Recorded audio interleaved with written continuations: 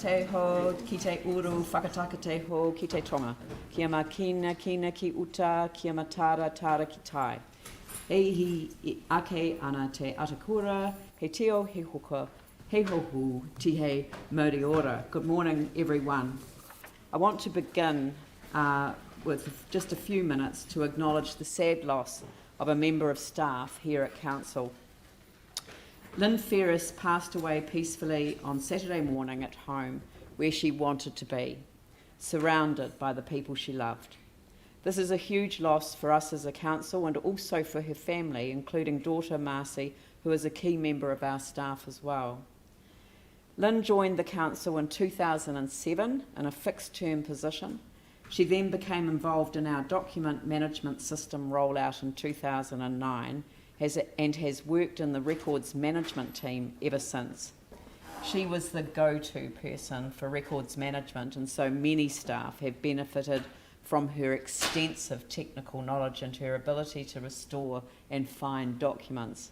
Lynn was a real people person who loved helping people and solving problems.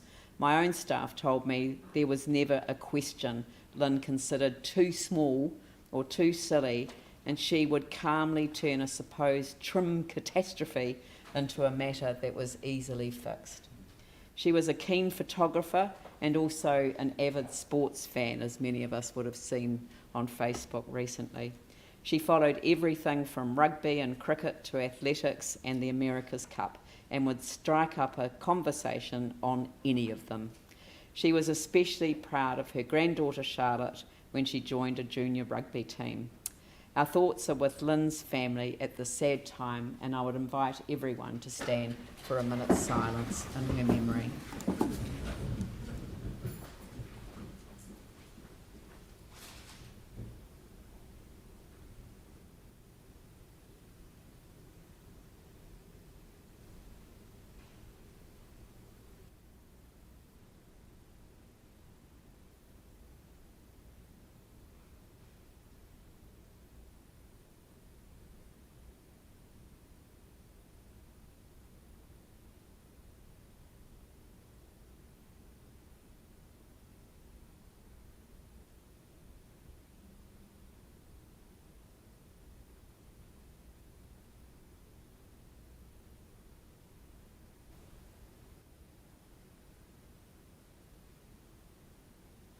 Thank you very much.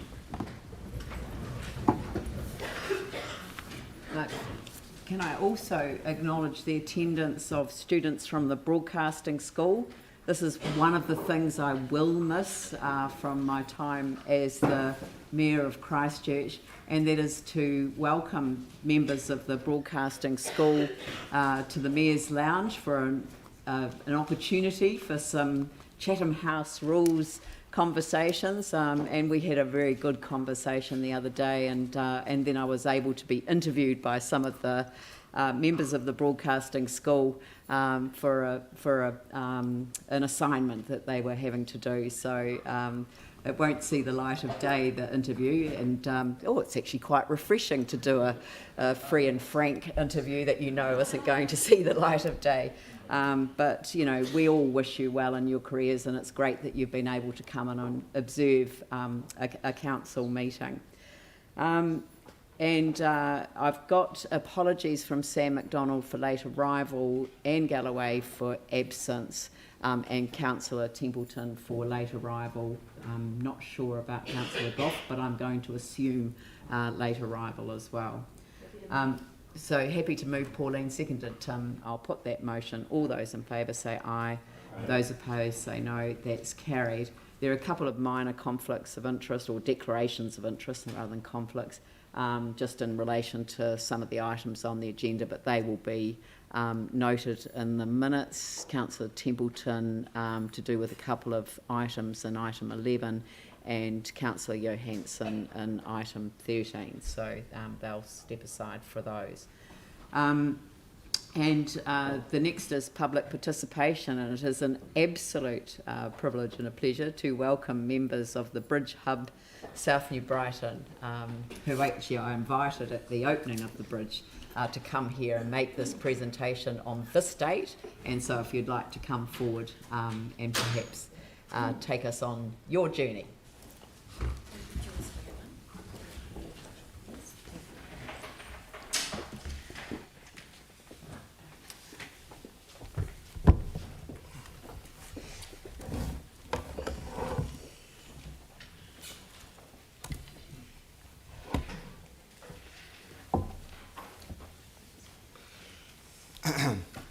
Hi. Do I press that? She's all good. Okay, great. All right, Jess, when you're ready. If a camel was a horse designed by a committee, then our committee, the Bridge South Brighton Trust, has designed a Class 1 thoroughbred. Tēnā koutou, tēnā koutou, tēnā koutou katoa, Mrs Mayor, councillors, and I'd also like to acknowledge former councillors Glenn Livingston, council staff Gary Watson, who showed a lot of support and faith in those early dark days, and our community development spiritual advisor Heather Davies, who directed our meetings for a long time, and also to our funders and supporters and former trust members. Of course, Stephen Langridge, aho, I am one of the original founding trust members, and I sat over here 6 years ago when we were awarded the Capital Endowment Fund, and I'll be speaking about how we got to use the $325,000 and where we got to with it. And next I'll introduce Lisa Tregenza, our current chairperson, who will speak about the opening, the operations and the vision moving forward. So we stand on the shoulders of giants, and we acknowledge the first peoples on our land, Waitaha, Ngāti Mamoi, Ngāi Tahu, who gathered kai and te ahutai the estuary, and to the family of Buxtons and other Methodists who built a community around the church that sat at the sandy corner of Bridge Street and Estuary Road, South Brighton, 100 years ago. And after the earthquake sequence of 2010 and 11 had ripped the building apart, it sat abandoned, disused, and a pretty sad reminder of what we had lost in the South Brighton South Shore area, including the South Brighton Bakehouse, the best pies in the world, fish and chip shop, the botlow, the pharmacy, the dairy, the hairdresser, the lawnmower mechanic, the South Shore Jets Bar, the best Indian takeaway, and a few other shops. Even our school hall, where we all would attend for school functions, school fundraisers and school discos, and a place to socialise, were all met the same fate with the wrecking ball. Such happy memories of meeting up and gathering together like all humans naturally love to do. 6,254 people live in South Brighton and South Shore. Where would our community gather now? Fast forward to 2016, when the New Zealand Baptists head office were looking to offload this damaged building to a local group. Community workers from Te Waka Araha, Dr Jane Harrison and Leslie Fulton were in the right place at the right time. These two courageous pioneers threw caution to the easterly and set about asking around how to purchase an earthquake-damaged building as is, where is, with no money. So they formed a trust with South Brighton neighbours and friends, and we won a smart lift competition on Facebook to re-level the broken building, which was worth $120,000, and we didn't even own the building yet. Enter the council. No other funder were really that keen to pump money into a broken building that was run by a rookie trust who didn't know what they were in for, except the Christchurch City Council. It was 2016, and there was a lot of debate around buildings we had lost and amenities that weren't being replaced. It was 5 years on from the earthquake, and the people of Christchurch were grumbling about the length of time it was taking for the rebuild to take place, and especially out east. We all know the history of the Republican views of New Brighton. From our point of view, here was an offer too good to refuse. Help us buy the building, we'll save it from destruction, and we'll fundraise to fix it ourselves. We'll produce a local amenity that will service the coastal ward. And wait for it, all for the measly sum of $325,000. What a bargain. There was some debate in the chamber that day, 6 years ago, and one dissenting voice said, well, what if it sets a precedent and other groups want to build their own community centres?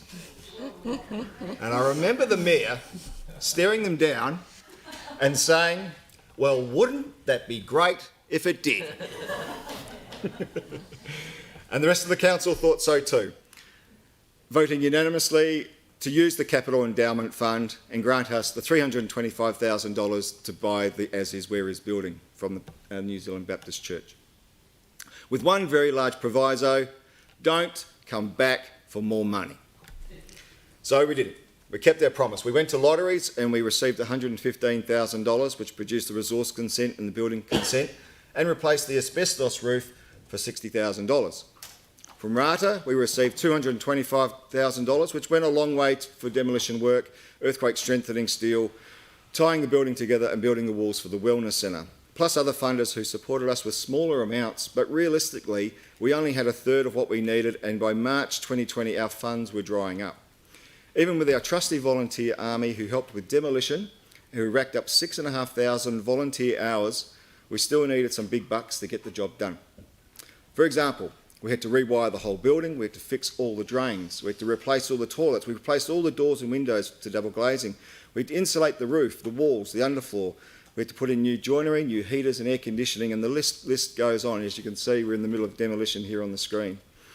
We started to think, what the heck did we get ourselves into? We tapped out the big funders in town, we'd raised their own measly amounts, and the council had told us not to come back for more. Thankfully, but ironically, there was a global pandemic on the way. When the Labor government announced the Shovel Ready Fund, we were onto it like a seagull on a hot chip on the beach.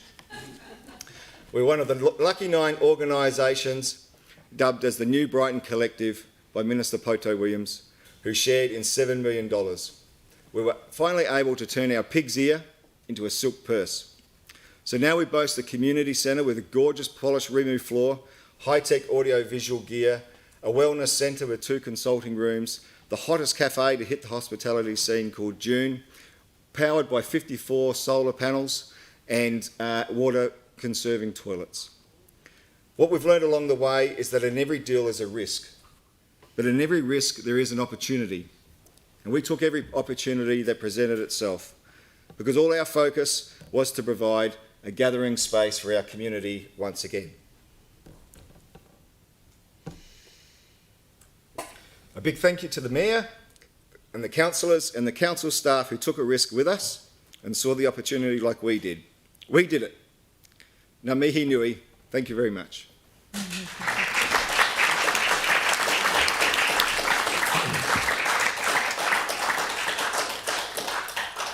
And now I'd like to introduce the Chair of the Bridge South Brighton Trust, Lisa Tregenza.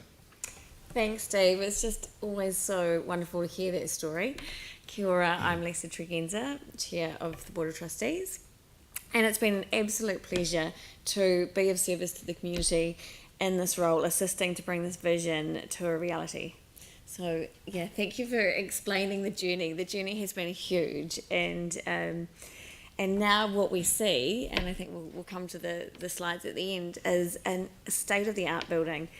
And this has been made possible through the hard work of passionate, committed Board of Trustees, with the wonderful support of the locals, the tradespeople and the funders. The tenacity and resilience and attributes that we see in this area, and this drive has carried the project from a vision to a reality. It is very much about the community.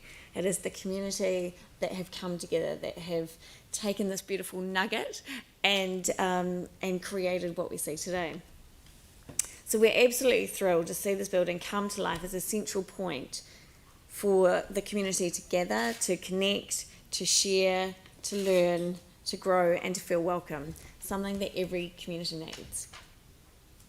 We're excited to now be bringing the most important element to this project, and that is the community. And that's what we're seeing. We are seeing this now with the space being filled with people. We have a wonderful events coordinator and facility manager who is bringing together a diverse event experience.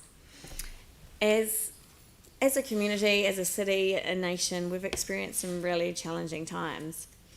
And to have the space together, so the community hall is really focused on bringing people together where relationships are formed.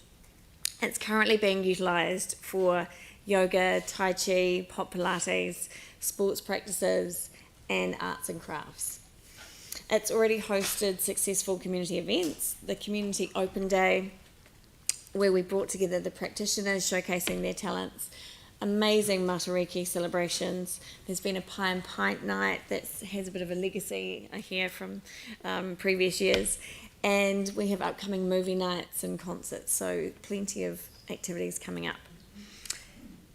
Another part of this is very much to be able to offer affordable and accessible activities and workshops for all ages and stages. And that is a big part of our vision moving forward.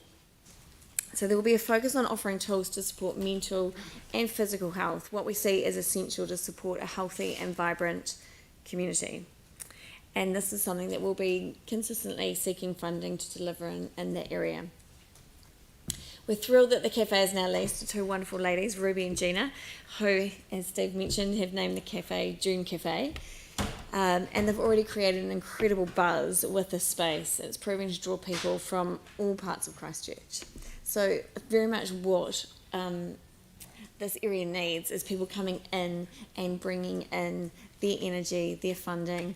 It really helps to bring people into this area and to see the life that has been brought back into this space.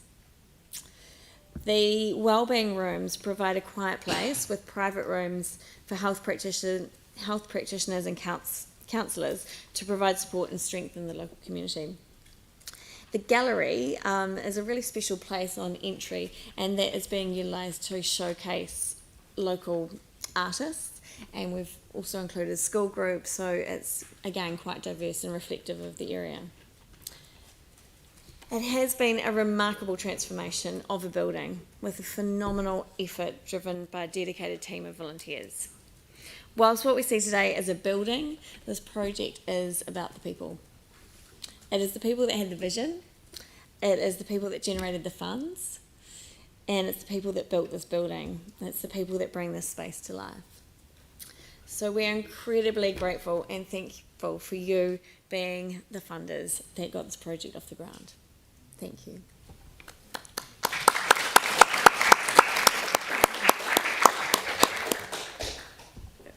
I've said to councillors that when I sat on the stage and actually worked out, because I'd already said that, to come and do a sort of a wrap-up, sort of closure submission to the council so that we understood that decision made exactly 6 years ago today had resulted in a community asset that had been built with the support of council and central government, but had been delivered by the community for the community and was now being operated by the community.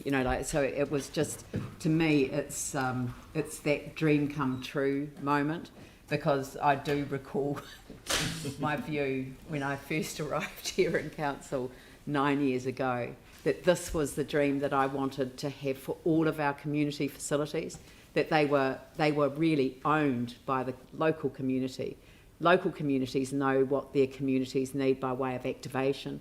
They know what the strengths of their communities are, and they know how to build on strengths rather than focusing on deficits, which is what others do.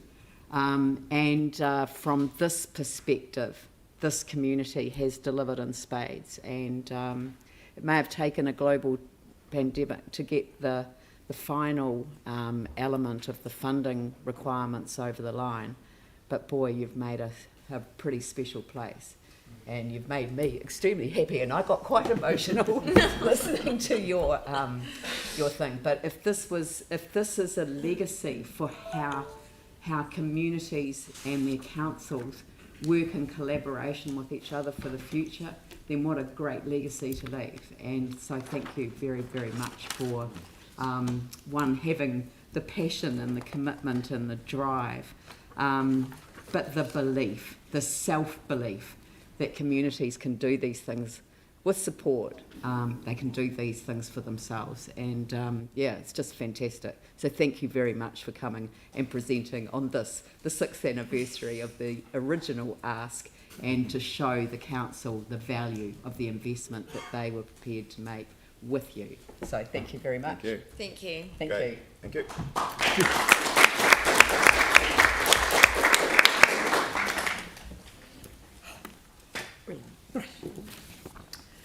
So, there are no deputations by appointment. There's no presentation of petitions. There are a couple of sets of open minutes which I will move. Do I have a seconder for that? Jimmy Chen, I'll put that motion. All those in favour say aye. Those opposed say no. That is carried. And now we come to the Christchurch Wastewater Treatment Plant Recovery Update. Thank you. Got Michael Croucher, Senior Program Manager. And Jane Davis.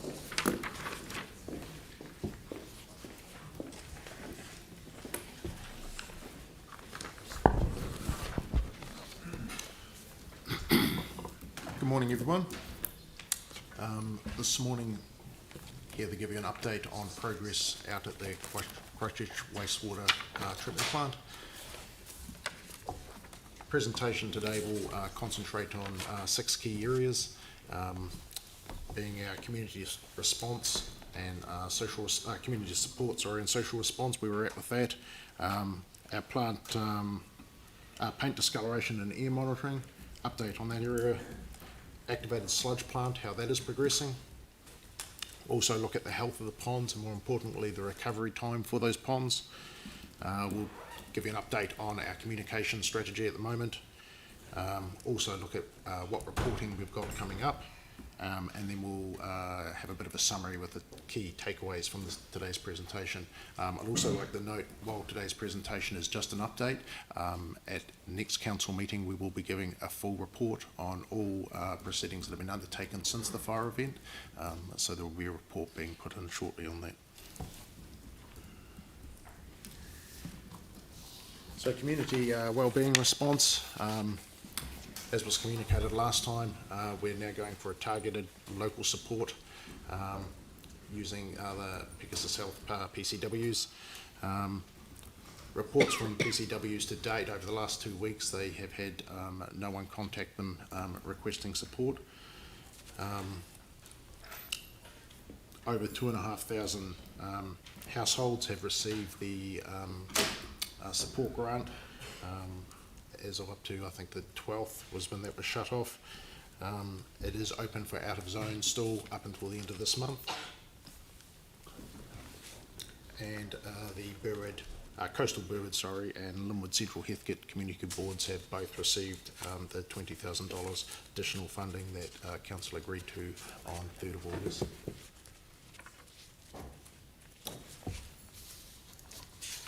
Environmental monitoring.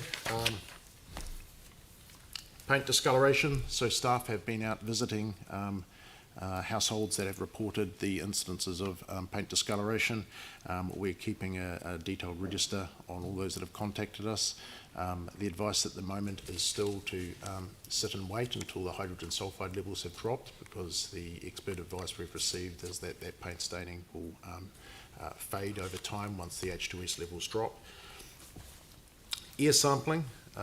We still have our 6 permanent continuous air monitorers out reading, which are the results are published weekly on Council's website.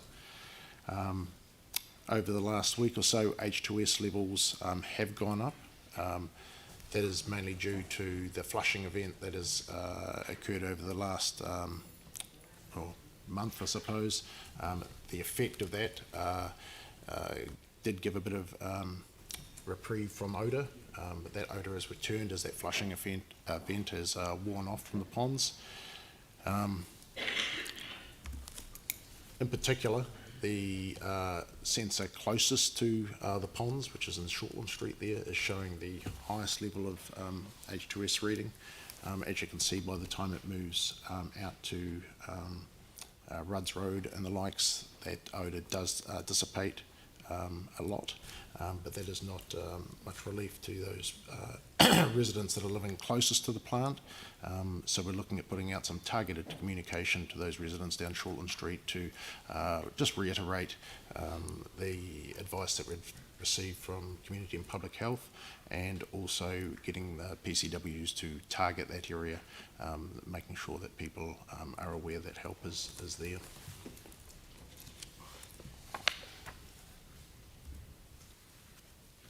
In terms of the interim operations, so more pointedly the activated sludge plant. Activated sludge plant is now fully mature, So the biology within that, when it was activated back on the 27th July, it was going to take 3 or so weeks for that biology to build up to a level where it could sufficiently process the effluent coming into it.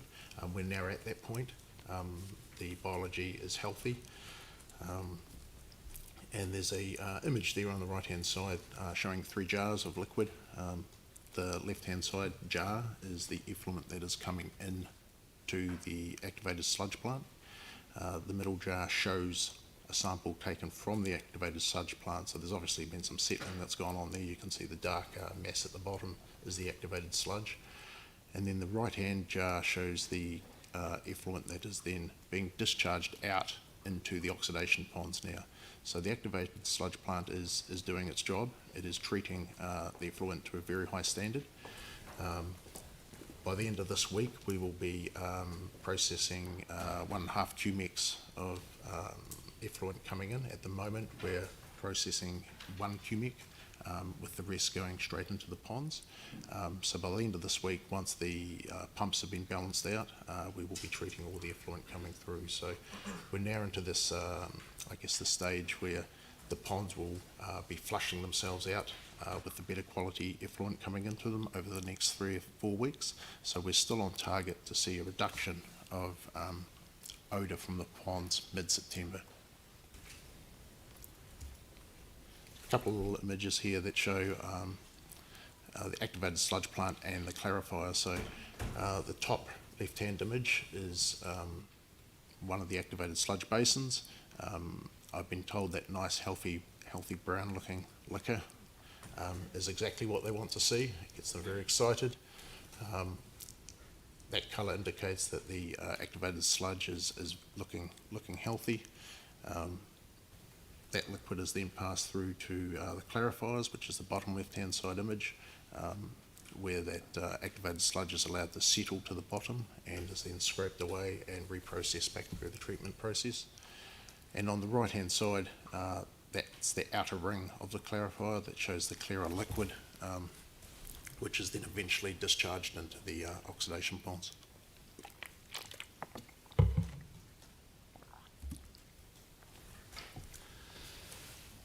So in terms of monitoring the pond health, samples are taken 3 times a week, where there are a number of indicators that are measured that will indicate what the pond health is. So ponds, as I was saying, the ponds were showing a minor degradation in health because they did get that boost from the heavy rain events that we'd had previously that flushed them out. So that was kind of expected, and it was the main reason why we didn't change our infographic showing the pond's health as being green when we knew that we're going to revert back. But we'll be looking at moving those colours over the next few weeks as that improved effluent starts flushing out those ponds permanently. So as mentioned, we are on track for our mid-September reduction in odour.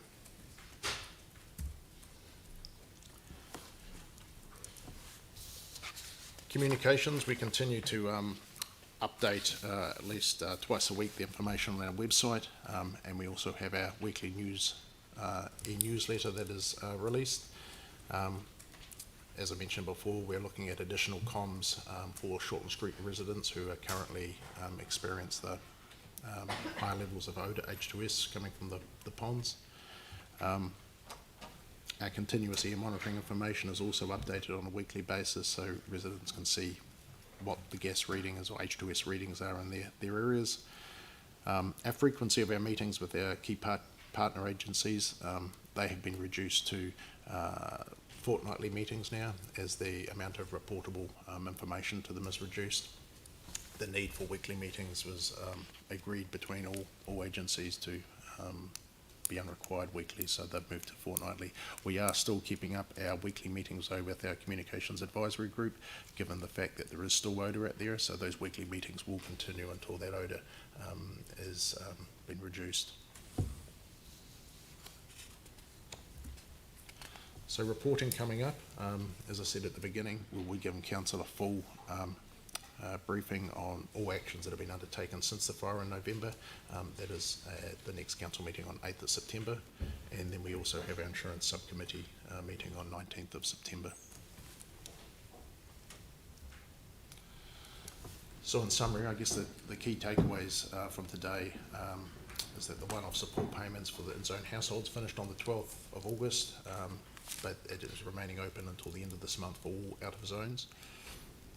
The biology of the activated sludge plant is it's fully mature now, so we're really pleased with how that's progressed and the state it's in at the moment.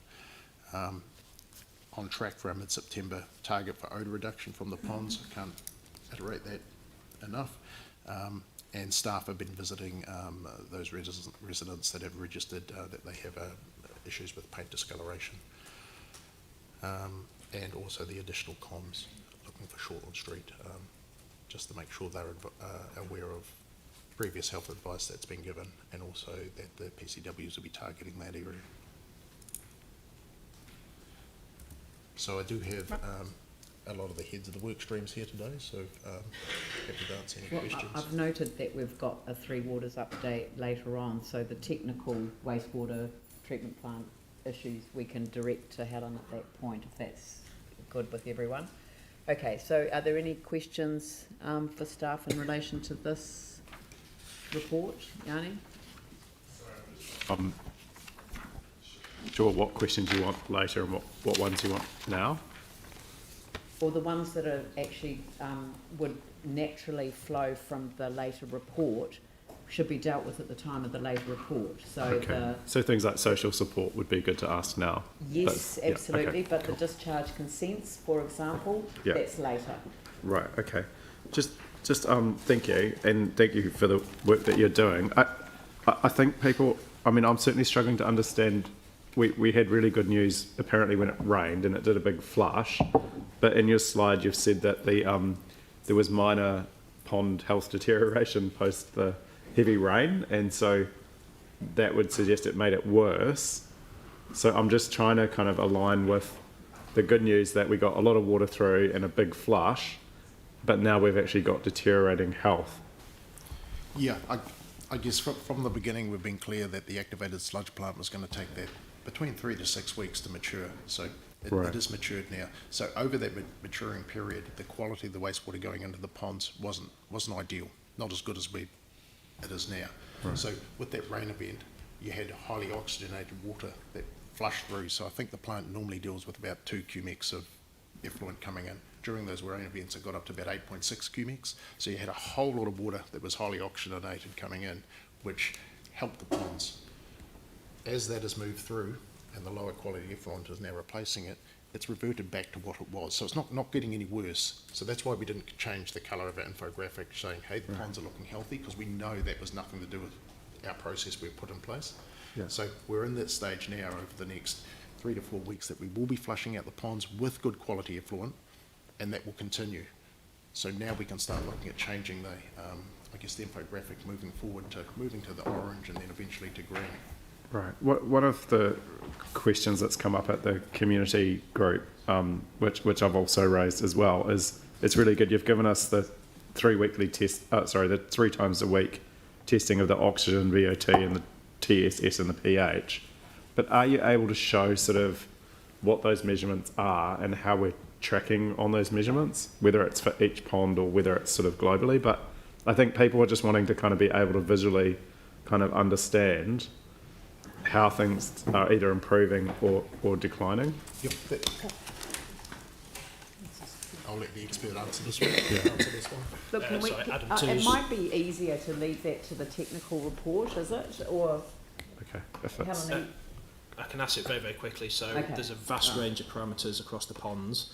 The 4 there are sort of like the 4 key ones that provide an indicator, but there's other ones associated such as flow, sludge levels, and other biology recoveries in there. So it's just 4 indicators, to which we've just picked 2 to be sort of like the high level overview of those. So we can provide it, but it's an awful lot of information other than we're tracking it, and then it's our consultant and our staff that make the decision on Yeah. the health of the ponds, which then guide the communication team as to change it. Sure. Sorry, I understand it's complex. I just think people really appreciate like the trickling filters, seeing the percentage decline, you know, like from 100% as it went down was really useful for people to see the measure progress.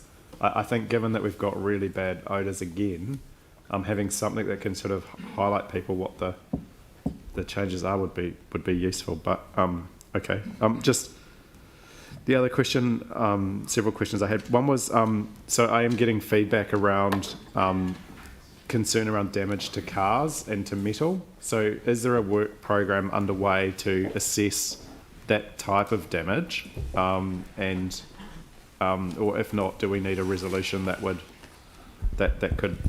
could help? No, you don't need a resolution. As we talked about with the Communications Advisory Group the other night, we have asked one of the members who is has got some contacts around the country on the classic cars, around the chrome. He's going to do some research himself and come back to us, and we're also signalled that we will be doing some more work ourselves. So we don't need a resolution. We've already agreed that with the advisory group. Message is if people have concern around damage to metal, they should get in touch and register that with us? Not at this point, because we are already aware of the potential issue. Right. We have had some previous advice to suggest that there isn't a relationship, but we're just going to go back and retest that. So we don't need more people to tell us. We're going to do that research first. Okay. And I just wanted to check, obviously you've got the insurance subcommittee meeting and a full report back, but we've never really sort of, we haven't really had an update at the people that aren't on the insurance subcommittee over kind of what's going on. Do we know when we'll be in a position, because it's a question that the community asks repeatedly, what caused the fire, who's liable, who's responsible, and how is our insurance covering things like air purifiers or other things that have come up in terms of the social response? So are you able just to give a kind of sense of when we'll know what happened in terms of causing the fire and who's responsible? It's just that some people have seen the letter that was released from the Disputes Tribunal where it said there was no fault of the council, and then they are anticipating that there is some information that we have around who actually was responsible. So just in terms of what we can report to you publicly, we will be reporting at the next meeting. So as Michael said, we'll do a full report which will include some reference to insurance. There will be some matters that we won't be able to report at that meeting, but we are doing full reports to the insurance subcommittee. In terms of the timing of the release of any information about the cause of the fire, we're not in a position at this stage to do that. The various investigations haven't been completed, but as soon as they are, we will be releasing that information. Right, but we don't have any sort of time frame for that? I would need to check that. Okay, thank you. And I guess the final question was, I know in the last meeting we were going to get advice on the scope and timetable to commission external independent review. Do we have any advice, or when are we going to see that advice, and can we get an understanding of the process around that review occurring? I'm just, I guess, concerned that the longer we leave doing the review, the harder it is to capture the things that happened because of the time. Councillor Johansson, I have asked the Head of Risk and Audit with our legal people to scope that out. We will be bringing that back to members, so you are able to input into that scope. Yeah. As soon as it's ready, we will bring that to you. And I expect it will be imminent. Right, great. Thank you. Celeste. With the independent review, will the community advisory group be involved in that in any respect in terms of before it comes back to council? In the scope or in the just in terms of the scope and who might be included, and because looking to Dawn, who's responsible for that. I mean, I don't think that would hurt actually just passing it past the advisory group. As long as members are happy with that. Absolutely. Yeah. Great. And in regards to targeting support on Shortland Street, I might have missed it, but how will that be delivered? Was that through leaflets or? Yeah. So I guess I should expand on that. So when I'm saying Shortland Street, we've got our 6 permanent gas monitors, and then I think I've mentioned previously we've got 2 roving monitors. So in that easterly wind is when Shortland Street is really getting hammered more. So when those easterly winds are blowing, we're going to send out 2 of those roving units, and we're kind of going to map out a bit of an area of like who's most affected, because as you can see, by the time it gets to Rudd's Road, it has decreased quite a bit. It's still noticeable, but it's not at those levels where it's causing eye irritation, sore throats, that kind of thing. So once we've determined the area, then yes, we'll be looking at doing, we're looking at the moment at letter drop, and certainly going back to community and public health, who will then instruct the PCWs to concentrate on that area. Great. Do you know how long that process will take, roughly? It's going to depend on the weather a lot. We shot out there yesterday to actually start that process, but the wind direction had changed and the odours were very low, so there wasn't much point in doing it. So once we've got those easterly winds, we can start that. It shouldn't take long to do, maybe a day or two to map out that area, and then we can, so in terms of letter drop, depending on the size of the area, will determine how long that letter drop will take, but we're not anticipating the area to be very large. And final question, have you looked at communicating through some of the organisations that operate in the areas around the oxidation ponds? The hub would be an organisation just to leave leaflets and other things and sort of keep them abreast of some of this information, because when you get the spikes, people need that information pretty quickly and they sort of want to know they might not go on the website or Facebook and other things. Yeah, well, I guess in terms of Facebook, and that we have been leveraging off some of the community groups with their own Facebook pages, posting our information on theirs. So in terms of using some of those hubs, that's something we can look at, yes. I'll just jump in there. Sorry, Simon Macker, Senior Communications Advisor. We do, with all our e-newsletters that we put out every week, we actually create a physical copy as well, and we have those available at the hubs. And as well as the leaflets and stuff, we have had extra copies printed, and they're at the hubs and at the libraries and that sort of thing, so people have access to those. I'm aware there's some local newsletters as well, which might be worth looking at, such as the South Shore Beacon, which would be good to put an update through, just as I guess those physical avenues as well, where people can talk in person, is quite useful. Thank you. Sure, I can look into that. Yeah, thank you. Thank you. All right, no further questions? All right. So the resolution that we have in front of us has disappeared. So I'll just bring it up. Sorry, apologies. I'm assuming it's just to receive the report.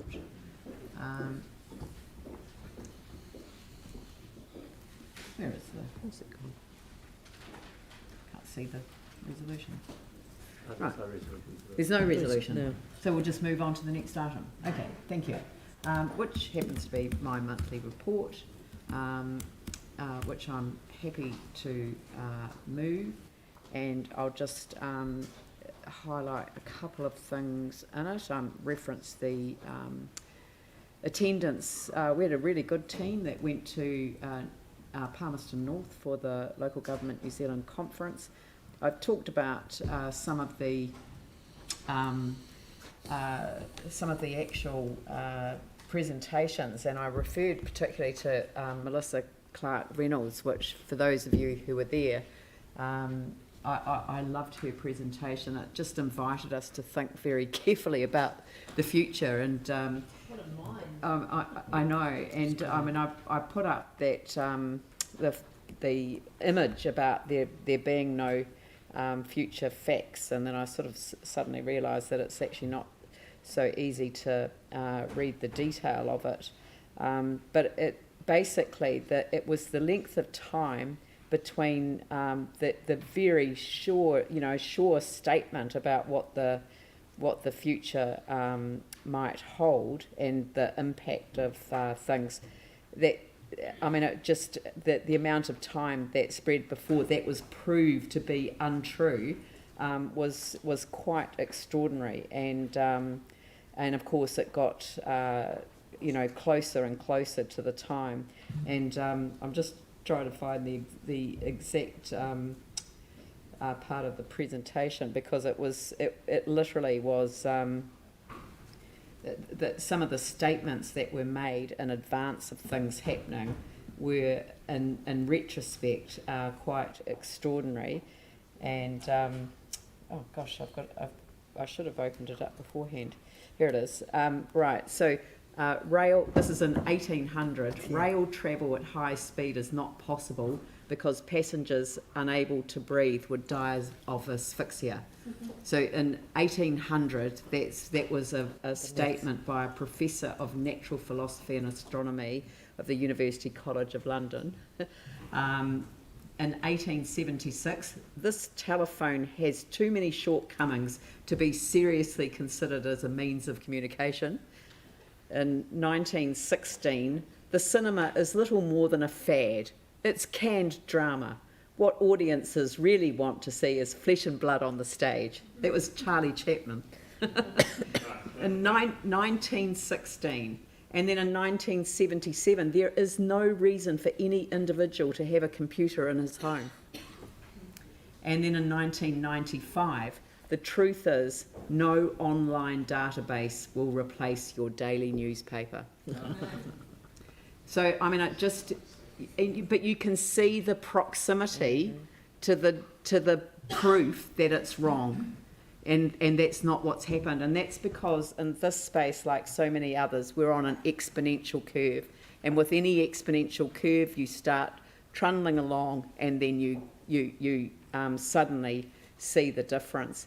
And I just remind people, because I think we're in a state at the moment where all councils and governments and others alike are being challenged by what has happened in the social media space.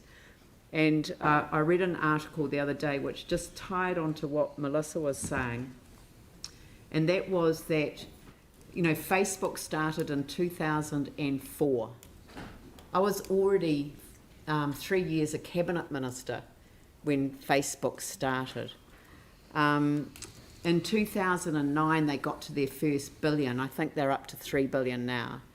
And in 2012, they started their share function, and between 2012 and 2015 perfected the AI analysis of what drives content through sites, and going viral became a thing. And we know the consequences in 2016. So I'm just saying that the ability to share vast quantities of information, and you know, when the internet started, it was going to open up democratic participation, democratic access to information in a way that had never been thought possible before. But it has also opened up undemocratic access to misinformation. And I think that, you know, Melissa was warning us that we don't face the future pretending we know exactly what technology, what the future of employment, the impact of biodiversity loss on our environment, the impact of climate change. We can't say with any certainty how long we've got to address them.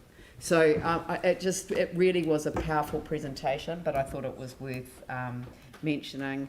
And I know that I wasn't the only one that appeared in Spamalot. There were other people around the table who appeared in Spamalot. But I just wanted to give a call out, not just to the Lumineers Charitable Trust, which enabled people through a funding channel called Boost Aotearoa, but really to talk about Boost Aotearoa, and that was dollar for dollar contributions matched by the Arts Foundation and the Christchurch City Council and others, which enabled a number of community arts group. I think there were 12 altogether.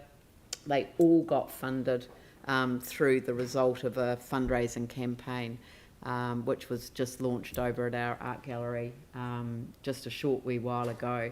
There's other things that I've raised in there, but I kind of wanted to mention the significance of the challenges that we have in front of us. Sorry, Aaron, you wanted to ask a question. Oh, I just thought since your days are limited at the head of the table, it would be great if you could give us one of those nuggets that we can pull out in 50 years' time. I will. I will. I'll deliver it for my last mayor's report. That's a good challenge that I take on. Yeah, you could do what Charlie Chapman did and kind of do it tongue in cheek as a comedy one. So I'll lay that. I know you've got an entertainment background, so you can throw a bit of comedy in it. I think you've got a better routine practice than I have. But that's why I'm still here. Thank you. Yep. Thank you. Yeah. So, all right. So I'm happy to move it. Do I have a seconder for it? Jimmy Chen. Any discussion? I'll put the motion. All those in favour say aye. Those opposed say no. It's carried. Thank you. The Youth Advisory Committee minutes. Jake. Happy to move. Seconded. Melanie. Any discussion? Or did you want... No, we're minutes. Yeah. Okay. But the next paper you'll take through. I'll put that motion. All those in favour say aye. Those opposed say no. That's carried. And Jake, over to you for item 10. Look, this is just about improving diversity and representation with our research. It's a fairly minor item, really. I think I know staff are here to discuss it if there are any questions. Not the flashiest introduction, but there's not really much to say. Yes, there is. I mean, it is worth noting that important for a collaborative approach to improving responses from young people across the monitoring and research teams. You know, I mean, it's vital that they're having a say. And I think it's also important to note that, you know, funded within existing budgets as well. So this is about doing things better, not adding extra overhead. All right. So, and I'm not sure whether I can ask one question for staff. yeah, sure. Thank you for the information. Thank you for information. But if we review this title, you particularly emphasize this diversity. Those kind of the improving. But this part actually is focused on the age only, particularly for the young people. But how about the some other ethnic group, etc.? Particularly, you highlight Maori, Pacific Island, and Asian people. How to improve this number panel? Yeah. My colleagues over in the research team also presented a very similar paper to the Multicultural Committee earlier, and I know that that's a very high priority for them as well, both age diversity and multicultural diversity. So they're exploring all of those options within existing budget. Just sorry. You're fine. The question from... Oh, we just ran down the stairs too. The question from Jimmy is just around multicultural as well. Yep, so we're still working on that, Jimmy, and there's the work going on at the engagement working group at the moment, and we will try to leverage off some of that as well. So are working on it, and it's kind of the youth is one side and multicultural is the other, and they'll come together. Okay, thank you. Thank you. Pauline. Yeah, thank you. Just a quick one. In point number 2, and you talk about how to increase youth participation and suggesting things like vouchers, discounts, and is that for the ones that you're trying to bring into the group, or is this for consultations and workshops and things? So it will be potentially a little bit of both. We see that if we're going to have young people in advising us on how we could potentially lift that youth engagement, then we do need to be compensating them in some way. But also we may need to look at incentives to boost engagement, and what that is, we don't know yet. We're still working through that. But the first step is really looking at what are young people interested in and how can we engage with them better. Yeah, so I know that it was quite a few years ago now, ECAN ran a consultation for youth, and they had a pizza night, and I think it was pretty successful actually. So you just offer food and they come. But I know it sounds weird, but anything to get people out and engaging is probably a really good idea, I think. So yeah, we're working through it, and we don't want to just jump straight to solutions. We want to look at actually what's going to encourage them to engage, not once. But you need to in an engage with ongoing- them to get that yeah, information. Basically. Yeah. Okay. But that concept of bringing people together over shared food, it's actually a well proven one. It is. We did the same thing in the first term, and I don't know if you remember, but with the no, I know it's a long time ago. But we did that when we were having all of the debate around the long-term plan, and that there was all of that discussion about rates income versus capital assets and income generating assets as opposed to those that weren't, and debt and the relationship between them and the different tools that you could use. It was more of an educative process at the front end of the LTP, and it was necessary because of the state of the finances, but we used that with young people to get them to start thinking about where they would allocate and what tools that they would use then to leverage the allocation that they wanted to make. Yes. So yeah, really getting into some of that. Sorry, Josh. Yeah. And I think there's some different approaches depending on how we engage. I know for our more formal groups, breaking down concepts such as debt headroom allows them to make really informed submissions. But for other groups, really, we're just looking at simple, what's your opinion on this matter?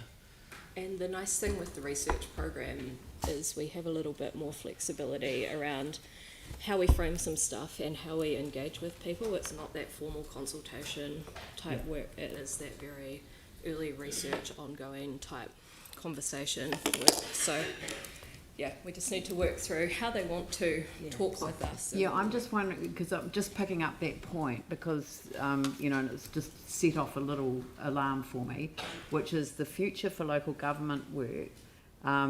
There's a very large number of older people who are engaging themselves in a conversation about the future, and I would have thought that young people would have been core critical to that conversation, and so I'm actually wondering whether something that could be picked up by the incoming council is that the Youth Advisory Committee could really focus on that future for local government and actually take them on a bit of a preliminary journey, but then start to get them, because I think that report's due out late October, I think. That's right. So, or it might have even been extended further. I have a feeling that they may have even lost a bit more time.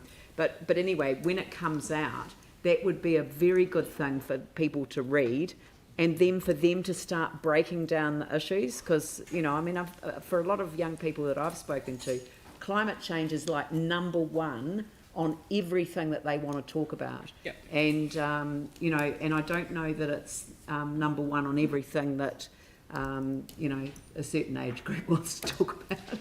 I can take that on as an action. Okay. You can I just add to that too that young people generally are not that keen on meetings and talking, so you need to have tactile things to be able to get them to engage. So I think what Leanne was talking about with that thing we had was not just the kai, but it was actually boards and doing things, and so it's a different kind of way they have to work, otherwise it's boring for them. Yep.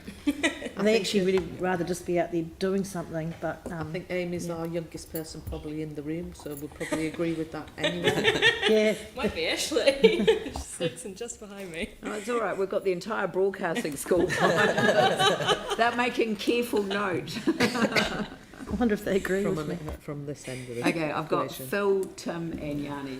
This is a great report, guys. The bit that stands out for me is, and I'm pleased you put it in, less jargon and easy to read content. So that we've got to bring them in the tent. So that's not a question, I'm just asking. Yeah, It's a very that's good the aim point. of the game. Yeah, Tim. I think it's kind of an irony, isn't it? Small people talking about how to get young people to talk. So, I think we should just leave it to you guys, because you guys are on the coalface. One question for the future for me, though, is there any kind of, with the youth council, as there is with this council, any political leanings, and does that affect that? And that would be interesting to know. But not for an answer now, but just in the future. Thank you. Yanni. Thanks.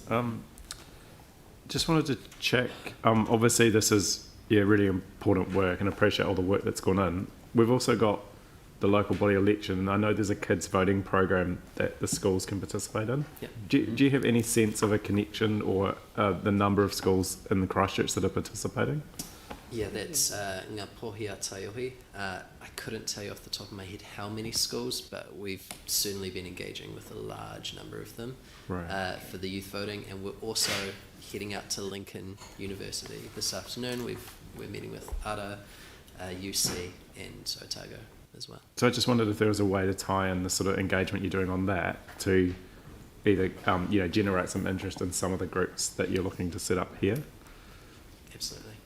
Yeah, Cool. we've been having some conversations, particularly with the University of Canterbury at the moment, around whether we could work with them on parts of this as well. So we're looking a bit wider. Yeah, and I just want to acknowledge the work. I mean, I won't debate it, but just to acknowledge the work that you're doing. I think it's really great that you're tracking who's making submissions and understanding where the gaps are in terms of people in our society.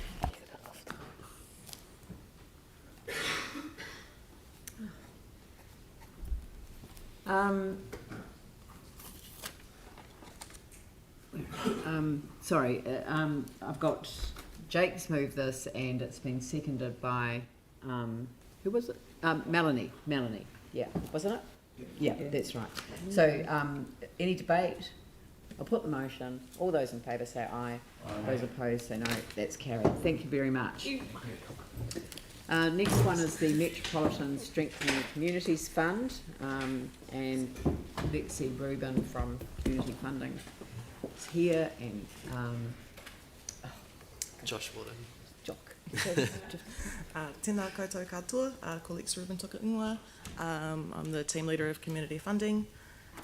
So the purpose of the Strengthening Communities Fund is to support community-focused organisations whose projects contribute to the strengthening of community wellbeing in the Christchurch city area.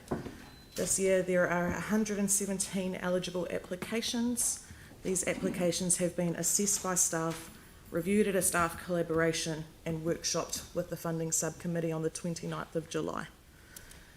These applications have requested just over $4.6 million, and with our fund having an available 3.7, we are oversubscribed. We have recommended to maintain out of that 3.7 $200,000 towards our discretionary response fund. We also have multi-year commitments which total just over $2 million, which means we have a available balance to allocate this year of about 1.5. The workshop have recommended about 1.4 of that, which leaves us with 66,000 to either allocate today or to maintain for our DRF to use throughout the year. Lovely. Look, I'd like to hand over to Yanni because Yanni pulled the working group together that looked at the recommendations in detail. So can I hand over to you, Yanni? Well, thank you. I was going to ask staff just to give if they could just give an update on the CSO, because there was a outstanding request for some information, which I think would be helpful. But maybe we just have a noting provision to maybe have a briefing on the relationship with the CSO. I don't know if that's something. So that's just a first question of staff, but I'll get into introducing it. So I mean, in summary, just to thank staff for the huge amount of work. Staff do an amazing job doing assessments of these organisations, and I think the thing that comes up is that post-COVID, there's huge pressures on organisations with the huge rise in the cost of service delivery, and as a city, we're incredibly generous in terms of our support. We have a strong social conscience to support our community sector, but actually we can't do it all. We need to work as best we can in partnership and maximise the investment that we're putting into the community to try and get the most efficient and the best results for the work that people do. So, I think through the application process, staff have done a really fair job at assessing the demand and the needs, and with the quantum of funding that we have. I think really for the new council, there should be an opportunity to consider how we do line item funding through the annual plan or the long-term plan, because I think there's a number of groups that we seem to fund sort of every year on a regular basis, that it probably is better to look at the non-contestable normal budget process to do that. So I just want to thank the councillors that attended, and to thank staff for the work that they've done. I think there's an amendment around the Christchurch Youth Council, and I'm not sure if it's being moved formally, but I'm happy to move formally that we increase the Christchurch Youth Council from the... Yanni, I'm not, Just move don't it. mean to interrupt. On Just move the motion with Okay. an increase in that Right. line item. Okay. Cool. So I'm happy to move the resolutions that are put forward with the noted increase in the Christchurch Youth Council from 30 to 40,000, and I acknowledge that that's different than the fee of the committee. But I think to note that council is doing work with the Youth Council around reviewing the MOU, and I think it would be in good faith that we work with them around that before we reduce the funding that they received from the quantum they received last year. Thank you. Look, can I just intervene in relation to the CSO? You know, there were issues around the timing of their request. There were some misunderstandings and a brand new chief executive. So all I'm going to say is I'm not going to ask staff to respond to Councillor Johansson's question here. I'm just going to say that there are explanations that sit in behind that. And so I think that the matter stands as it's placed in the paper, and we'll just leave it at that, and then we can follow up with any additional information by way of a memo if it's required. So, Pauline, do you want to second it? Yes, but I'd also like to test the room on a willingness to increase the Ferrymead Heritage Park from 120 to 140. So that would be spending 30,000 of that 66. So Based on the need. I thought we could include it. I don't know anything about. Yeah, I'm taken by surprise. I know. by- I'm sorry. yeah. I did, but Often if people let me know things in advance, then we can sort things out by way. I apologise for that. But if there's no willingness to do it, that's fine. But I'm not I just saying wanted that to test there's no the room. willingness to do it. I mean, it's difficult times for everybody, but It is I know I'm difficult. worried about Ferrymead, and I think a little bit of assistance at this point would be helpful. They have requested 160, recommendations 120. So I'm suggesting a further 20 for them. Well, I think originally we used to... Let's, well, I'll look for a seconder to the main resolution. The main resolution?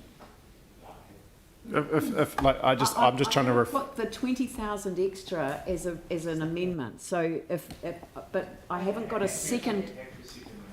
The main resolution. So Jake seconds to Yanni's move, and then Pauline has moved an amendment which is to increase the Ferrymead grant by 20,000, and that's seconded by you, Mike. Is that? Yeah. Okay. All right. We can.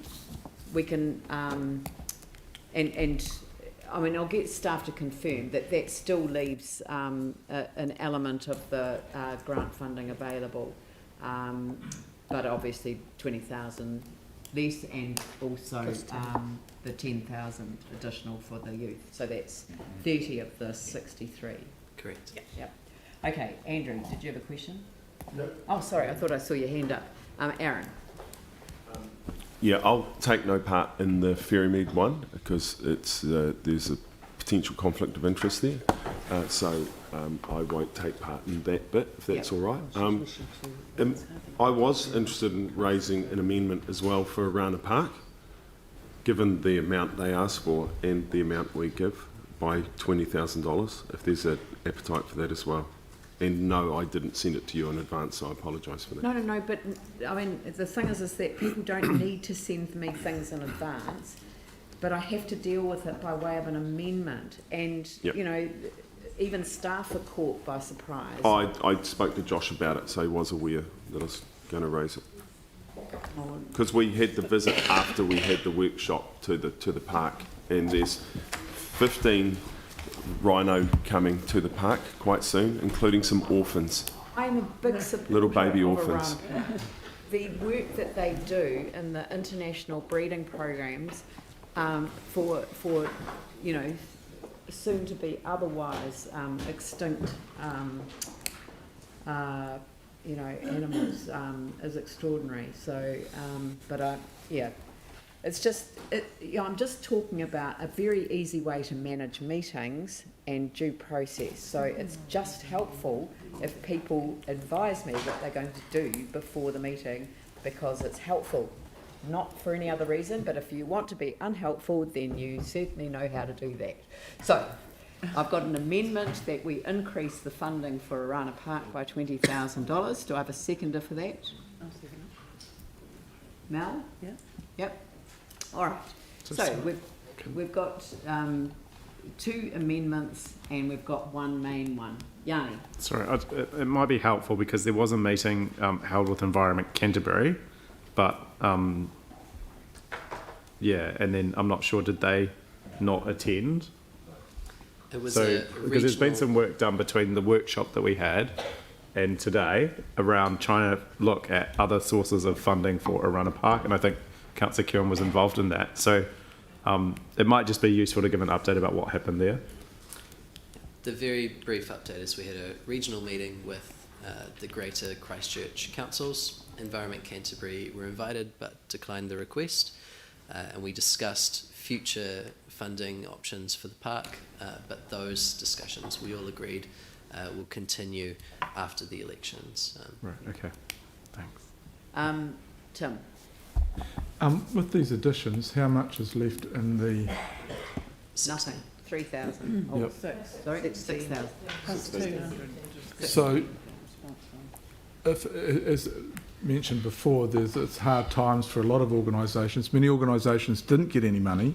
So when organisations that may be the wheels coming off and things haven't gone well for them, there's only going to be 6,000 left for any organisation. DRF? There's still 200,000. 200,000. Yep. But there's still 60,000 gone over and above. So we'll have the 200,000 available in the DRF plus anything remaining from today's meeting, which as it currently stands is 16,900. And that'll be available for allocation throughout the year until it's expended. Yeah. For these, but that's open not just to these organisations, but to any organisation. Correct. Yep, throughout the city. Yep. Pauline? Thank you. Noting that the Ferrymead project is worth around 400,000, 421. Orana Park is 5 million. How do you see 20,000 benefiting Orana Park? It's a lot from our fund. Will that have a significant benefit for them, bearing in mind their total operation is massive? Yeah. The honest reality is that Orana Park's needs are far greater than can fit within the constraints of this fund. The 20,000 increase would go directly to deferred maintenance for the park, which is really their highest priority in terms of upkeep and the attractiveness of the park as a whole. Is it enough? Certainly not in the long term, and that's why we're keen to have discussions around how Orana fits potentially outside of this fund after the elections. Yeah, it's going to have to be part of, and I mean, I would recommend that the incoming council look to it as a major project for the LTP, so that there can be a special consultative procedure with the wider area of the residents of Christchurch feeding into it.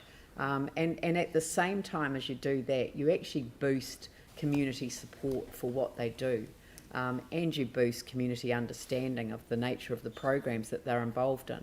It's not just a zoo, it is actually a living, breathing international breeding program component that's quintessential to saving some of our endangered species. So anyway, it's so you can see where my passion lies, but in terms of the outcome. But as you say, it's a relatively small contribution to a bigger resolution that will be made by the incoming council. So, you know, I'm comfortable with increasing the amount as long as that's not going to leave the fund depleted in terms of any potential needs. I mean, the vast sums of money are allocated at this point in the schedule, so that people have a clear understanding of where they're going. Yanni? There is one organisation that is going to come back through the DRF, and that's COCA. So I just wanted to check with staff. Do you know when that's coming back to council for a decision? 15th. 15th. Is it? Yeah. Okay, yep. John? Do you know the amount? It was a certain... It was pretty assertive. 50. Yeah. They also have a capital endowment application in at the moment. Sorry, which that's what I thought you were referring to, councillor. Yeah. Okay. No, not referring to the not referring to the endowment fund. Referring to the DRF. There was a lot of discussion about, you know, whether they should go in this process, and they were waiting for other things from Crab New Zealand. And as those issues are getting resolved, the idea was that they would come back to the DRF because they would have a bit more certainty about what they would need the money for. Yeah. But I just wanted to check, because we've made amendments today, we've taken quite a lot of the discretionary amount for allocation, and during the workshop there was a little bit of a discussion about leaving a balance in to support COCA possibly coming through the DRF. So yeah, at this stage we haven't received a DRF application from COCA. Right. They need to work through the capital endowment application first to give them some stability to be able to plan their programs. Right. And at that point, once they've got a firmer plan around their programs, we'll look to support with the DRF application. That's unlikely to be anytime soon. That'll be in the new term. Yeah, that won't be before the elections. That'll likely be after. Okay. Okay. I'm happy to witness. All right, so I'll just test the water. Are the mover and seconder happy to take in the additional amounts? Yanni? Yes and no.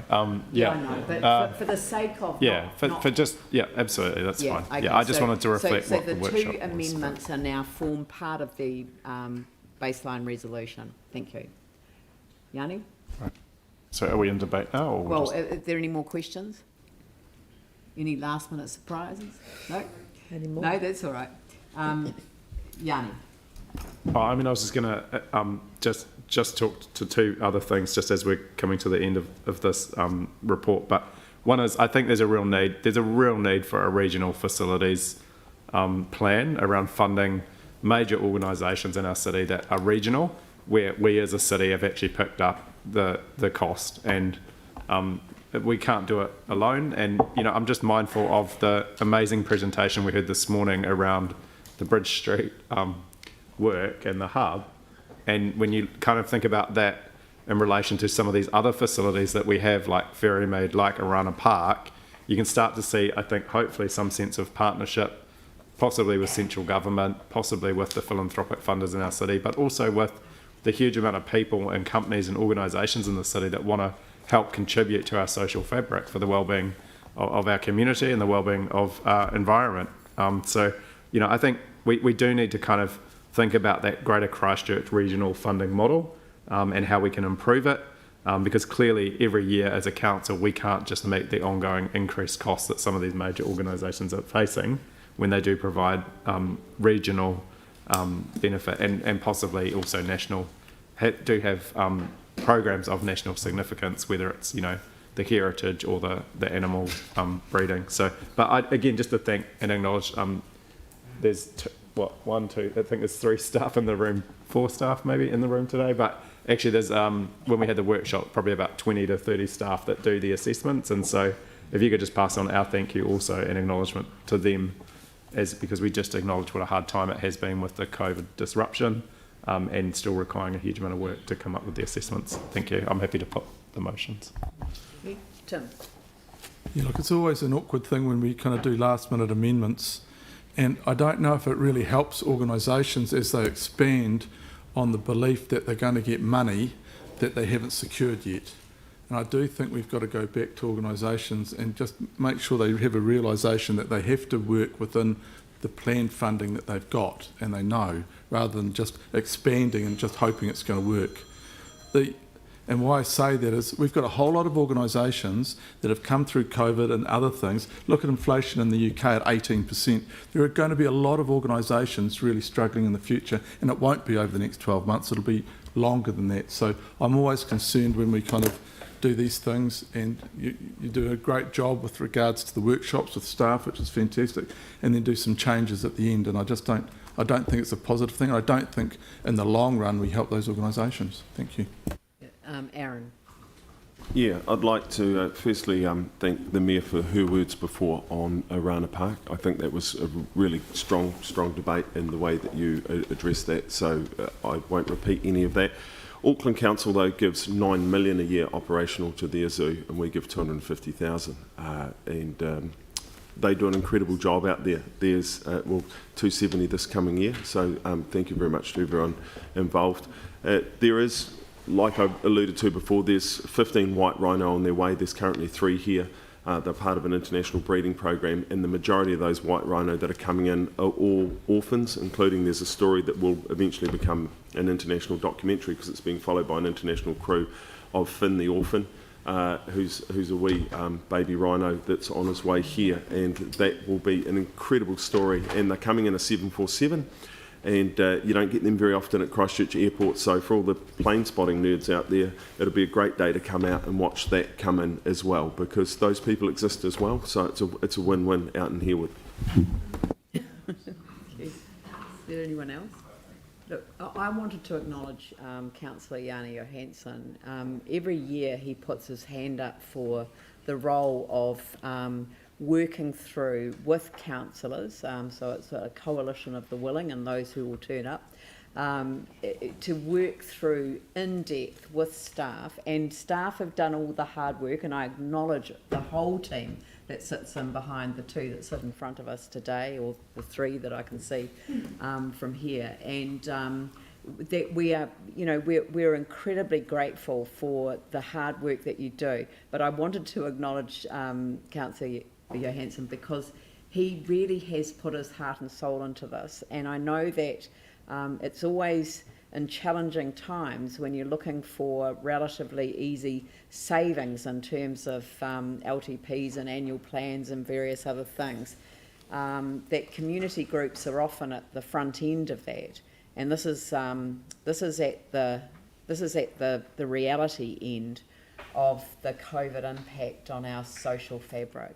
And I love the way that Yanni put that, and it is really important because, a city isn't a city without the social fabric and the ties that bring people together, whether it's to celebrate our history, whether it's to celebrate an international breeding program, whether it's to celebrate music. And, when you look at the Christchurch Symphony Trust, you go, oh, is that just for people who pay to go to concerts? No, it's actually about members of the orchestra reaching out into our schools and into the wider community, taking out the passion and instilling that passion in the next generation, and actually ensuring that that opportunity is available to children and young people with all ranges of talent. Not everyone's going to go to university, not everyone's going to want to have a particular type of career, and but the opportunity for a professional orchestra in a city of our scale, we are the capital of the South Island. I think we should be proud of the fact that we have our own orchestra, we have our own professional court theatre, we have a number of other things, but also at the same time we're ensuring that organisations like Aviva, formerly the Christchurch Women's Refuge, so we're looking at the social fabric, what holds us together as communities. So I'm really grateful, Yanni, to you and to the whole team for all of the work that you do. Thank you very much. I'll put the motion. All those in favour say aye. Aye. Those opposed say no. That's carried. Thank you very much. Thank you. And I won't forget your name, Doc, again. And the next item 12, I'm going to just move that to the meeting on the 8th of September if people are well, I don't care whether you're good with that or not, that's what I'm doing. And so it's now 10:55, so rather than start on the MCR Norwest Arc Section 3A Detailed Design Traffic Resolution Report, I will adjourn us until 11:10, where we can return from morning tea and we'll start on that item. Thank you.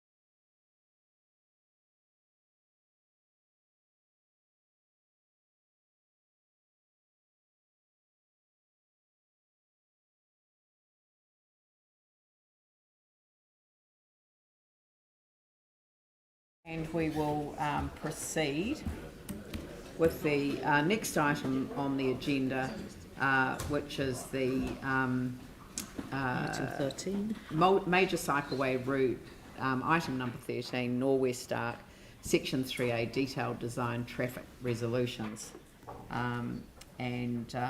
So do you want to speak briefly to just introduce the report? Thank you. Oh, you've got a presentation. Kia ora, I'm Matt Goldring. I'm a project manager in the transport team. On the 3rd of February this year, the Urban Development Transport Committee approved the scheme design for Norwest Arc Cycleway Section 3, as you know. The committee requested that the detailed traffic resolutions required for the implementation of the project are brought back to the committee for approval at the end of detailed design phase prior to the beginning of construction. I've written a report detailing the traffic resolutions required for the first half or 40% of the project, Section 3A, which continues the cycleway from the university along Island Road up until the beginning of Orani Road. It does not include Orani Road, which will be included in the Section 3 report later this year. There are no fundamental changes between the scheme design layout and the detailed traffic resolutions presented. Also included in this report is to seek approval for removal of 2 trees outside 159 Orani Road as part of the cycleway project. This is in response to the resolution section 9.1e from the UDAT committee meeting minutes on 3rd of February, which staff requested to investigate additional parking on the Orani Road corner by Clyde Road. I do note that one of these trees has now been run over by a car and removed, just for a note there.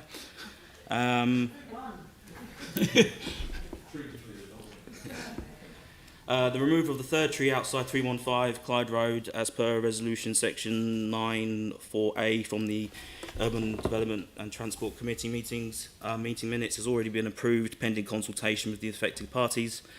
Results from the consultation at scheme design stage represented that the affected residents are not opposed to the tree removal.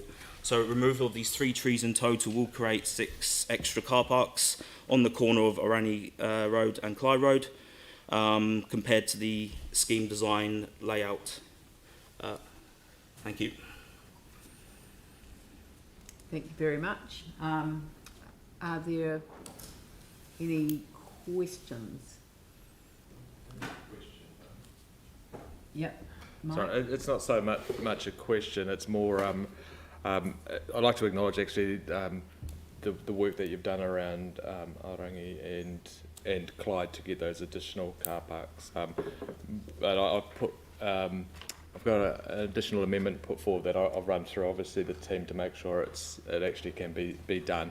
And that's just to investigate removing a couple more of the silver birches to install another multi-vehicle parking bay. Obviously it doesn't actually affect the cycle way because it's on the other side, and it doesn't affect the detailed traffic resolutions we're about to pass, but it's just an opportunity to have another wee look at that area because obviously as it's been identified, those silver birches aren't in great health anyhow, so maybe a similar thing going down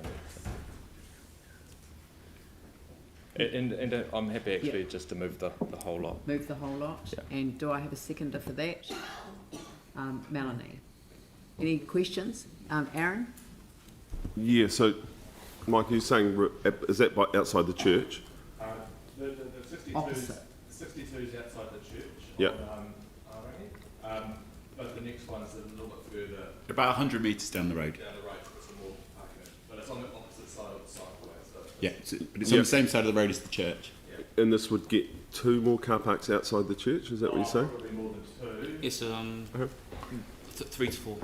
Okay, so this is basically the same as what the church was asking for when they come and did their submission to our community board, the minister last week or whatever it was. Are you not aware of that? I've had conversations with them. They contacted me as the. Yeah. They contacted me as the chair of the Urban Development and Transport Committee, so I went and had a conversation with them. I had a look and I thought, there's an opportunity. So they were putting that. So do you think your amendment addresses what they wanted? I would hope. Or pretty close to. Pretty close. The conversation I had with them was quite a while ago. So it's just looking at an opportunity there. So I know they were looking at those sort of purchases as well. So Yeah. Okay. Thank you. Any other questions? Any debate? Aaron? Yeah, I'll be supporting the amendment, and I thank Mike for going and meeting with that group. Too often during the Cycleway program we hear about the council doing it to communities and not with them enough, and that was raised at our community board just at our last meeting, and they basically wanted what's been put. It might not be exactly, but it sounds very close to, so I will be supporting it, and this is working towards getting an outcome that will work for all involved. No, it's not exactly what they want. They'd probably prefer not to lose any parking at all in the whole area, and so on and so forth, so I will be supporting it, and thank you to my colleague for meeting with them and actually coming up with a solution in this case. Thank you. All right, I'll put the motion. All those in favour say aye. Aye. Those opposed say no. That's carried. Thank you very much. The next item on the agenda is the key performance results, June 2022. And could I invite Peter Ryan just to introduce the report for us? Good morning, everybody. Morning. Good morning. Right, just a little overview before we open this up for questions. Obviously, this is the year-end results. And as we've talked about in previous meetings, obviously services were affected by COVID right through the whole year. Those in particular that were affected were things like the art gallery and museums, where visitors just simply weren't going to be present. That's a little bit outside our control. In the case of capital, obviously there are supply chain and cost escalation issues that you've heard about repeatedly. So what I'd like to just emphasise is that we finished about 5% below where we wanted to on levels of service. But to put that in perspective, while our society was affected by COVID, so were our staff. In fact, our people were as affected as anybody. The fact that they were able to maintain services at around 80%, looking for 85%, in a year when many of our private institutions and companies were basically unable to operate, is a little bit too easy to skip past. To achieve that, a lot of people had to make extraordinary sacrifices to keep their services running. They had to juggle things, and they had to tie it up with number 8 and make it work no matter what was going on. So finishing at around 80% on our services to the community is not that different from some years when we haven't had COVID. So I just really want to stress for a moment how much and how many people had to do a lot of things to make that happen. Similarly with capital, many of our private building companies couldn't operate during the year. Our capital program finished a bit lower on watch list, but very close to target on non-watch list projects. Again, that's due to extraordinary juggling on the part of the teams involved to just make it work. So again, finishing fairly close to the mark despite all of that. As you're aware, we're operating to a large operational budget surplus, so financially, OPEX looked extremely solid for the year. And in terms of planning for future capital, we completely planned out for the year ahead, and mostly planned out for the year after that, which is quite a stretch. So in terms of feeding that end of the capital pipeline, we're in a strong position for the next 18 months to 2 years. So hopefully, as you'll get more detail in the capital report, as the international situation hopefully clarifies into 23 and 24, the planning we've put in place should be able to put us in a strong position to take advantage of supply chains when they are restored. As for cost, that's a whole other matter. So that's the overview. There is a lot of detail there, but it's very similar to the last 6 months of report. The situation has been very stable at close to normal delivery. So at that point, I'd probably like to throw this open to questions, if that's all right. Thank you very much for the introduction, Peter. Are there any questions from councillors? Jimmy Chen. One question, paragraph 1.4. You mentioned watch list, the project delivery will be delayed, because except the ongoing supply chain delay. Level attention how many years? Look, I'm probably going to defer to Andrew and the PMO team on exactly what's expected in terms of supply chain issues over time and cost escalations over time. Yeah. That's the $64 million question for everyone on the planet at the moment. Yeah. When is this going to clear up?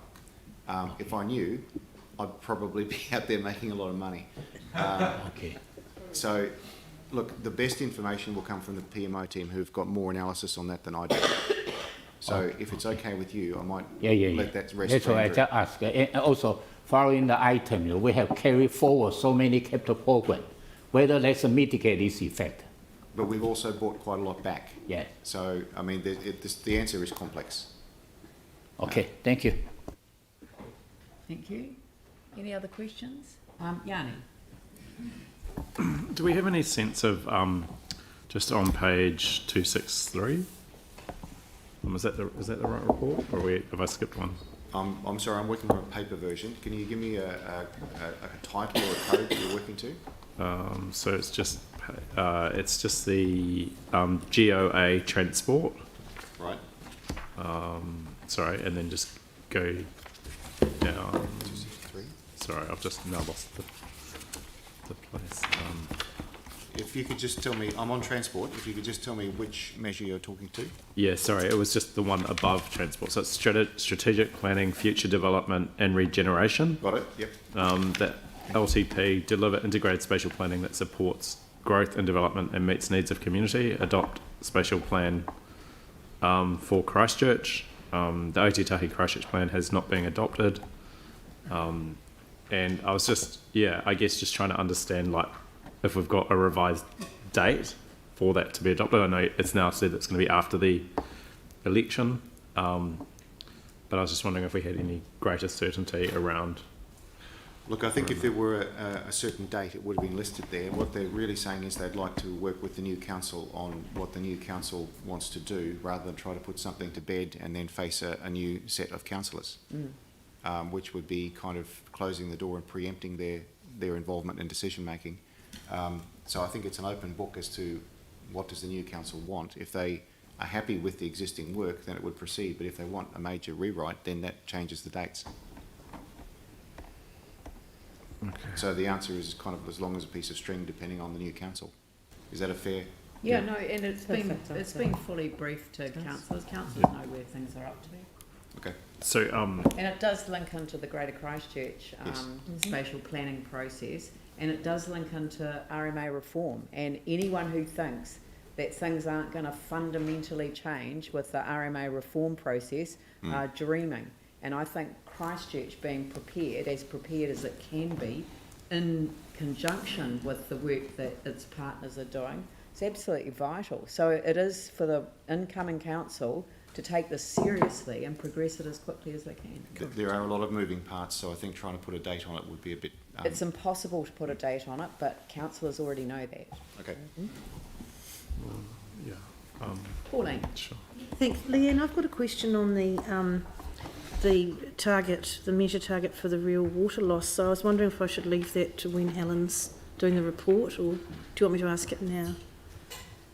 It's probably easier if we wait till Helen's in front of the table on all of the water issues, if that's okay. Yep. Yep. Are there any other questions for Peter? Well, thank you very much. It's always good to have you here with this report, and so it's the key performance report. So I'm from Andrew to move this motion. Do I have a seconder? Jimmy Chen. Andrew. I'd like to speak to this if I can. This is a report that would have normally come to the Finance and Performance Committee. And this, of course, is the year-end report, the report that gives us the year-end results. And I'd just like to echo the comments made by Peter in his introduction about the challenges that we faced in the financial year that we're looking back on. And in the circumstances, the results are impressive and have left us in a far stronger position than I think anybody might have expected. We received updates as we went through the year. And there's nothing in this report that comes as a surprise. I think one of the pleasing things is that we are left in a better position than we might have expected as we move through the year.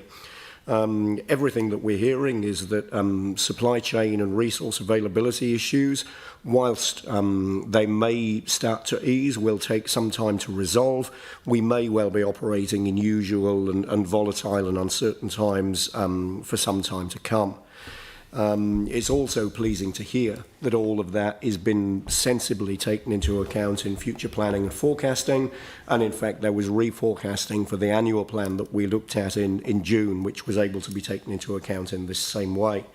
So this report's where we approve operational and capital carry-forward requests. They're well detailed in the report, and the explanation of them is also clear. It builds on explanations and forecasting that have been provided to us as we've moved through the previous months of the year as well. So I'd just like to thank and congratulate everybody, in fact, involved in contributing to these results in what really have been extraordinary and particularly unusual circumstances. Thank you. Yanni.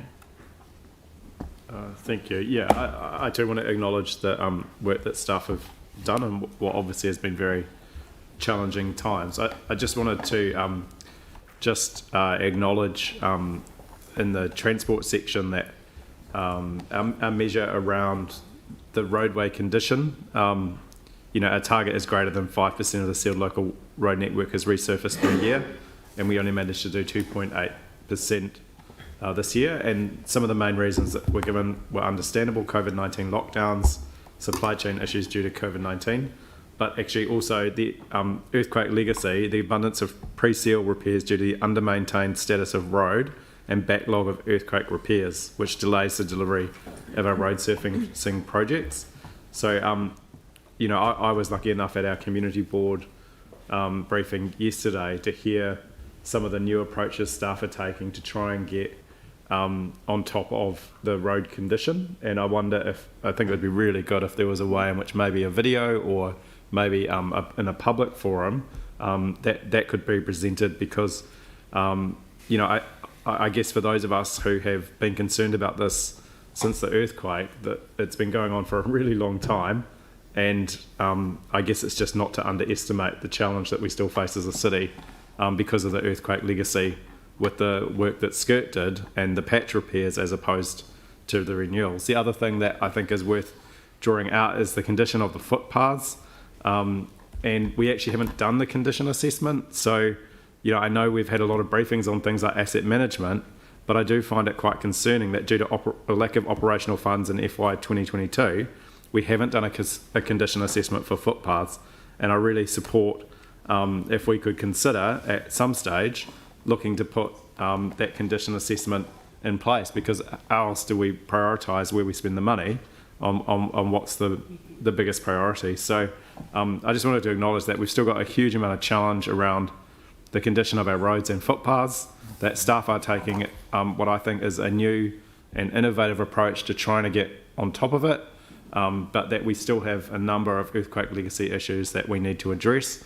And I think at some stage we need to consider if we do need to make additional resource available to deal with those challenges that we face. But again, just wanted to acknowledge the work that staff have done. The other thing is I do look forward to getting the strategy and policy work planning program so that we can see what's where, because there are a number of things that I know that would be great to either continue doing and get finished, or things, if they've been put on hold, to have some visibility of what will be put on hold, obviously with the challenges that we're faced with the post-COVID or the current COVID situation.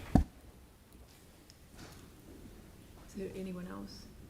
Thank you. I'll put the motion. All those in favour say aye. Those opposed say no. That's carried. Thank Leanne, you. Look, could I have a few seconds, please, Leanne? I just want to say goodbye to some of the departing councillors, because okay. as you know, the August report is a skip while we reorganise the financial systems and so on. So I won't see some of you until before your departure. So I would just like to thank those councillors who are leaving for your trust and goodwill over many years, through various opportunities, crises, Christ opportunities, and for your service to the city. Good luck and go well. Thank you. Thank you. Thank you very much. The next one is the financial report, financial performance report. Russell.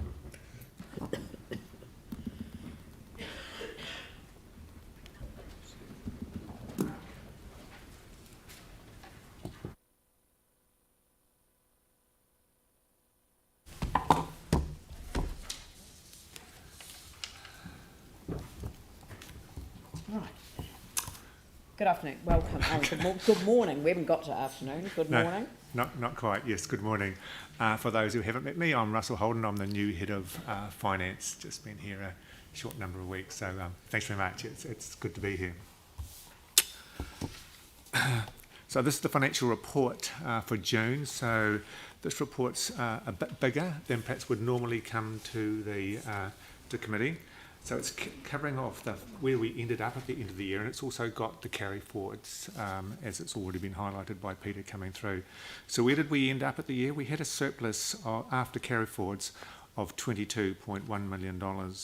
So driving those carry forwards, and I understand it's been a similar message throughout the year, higher regulatory and compliance revenues, higher subvention payments received, so that's contributions coming through.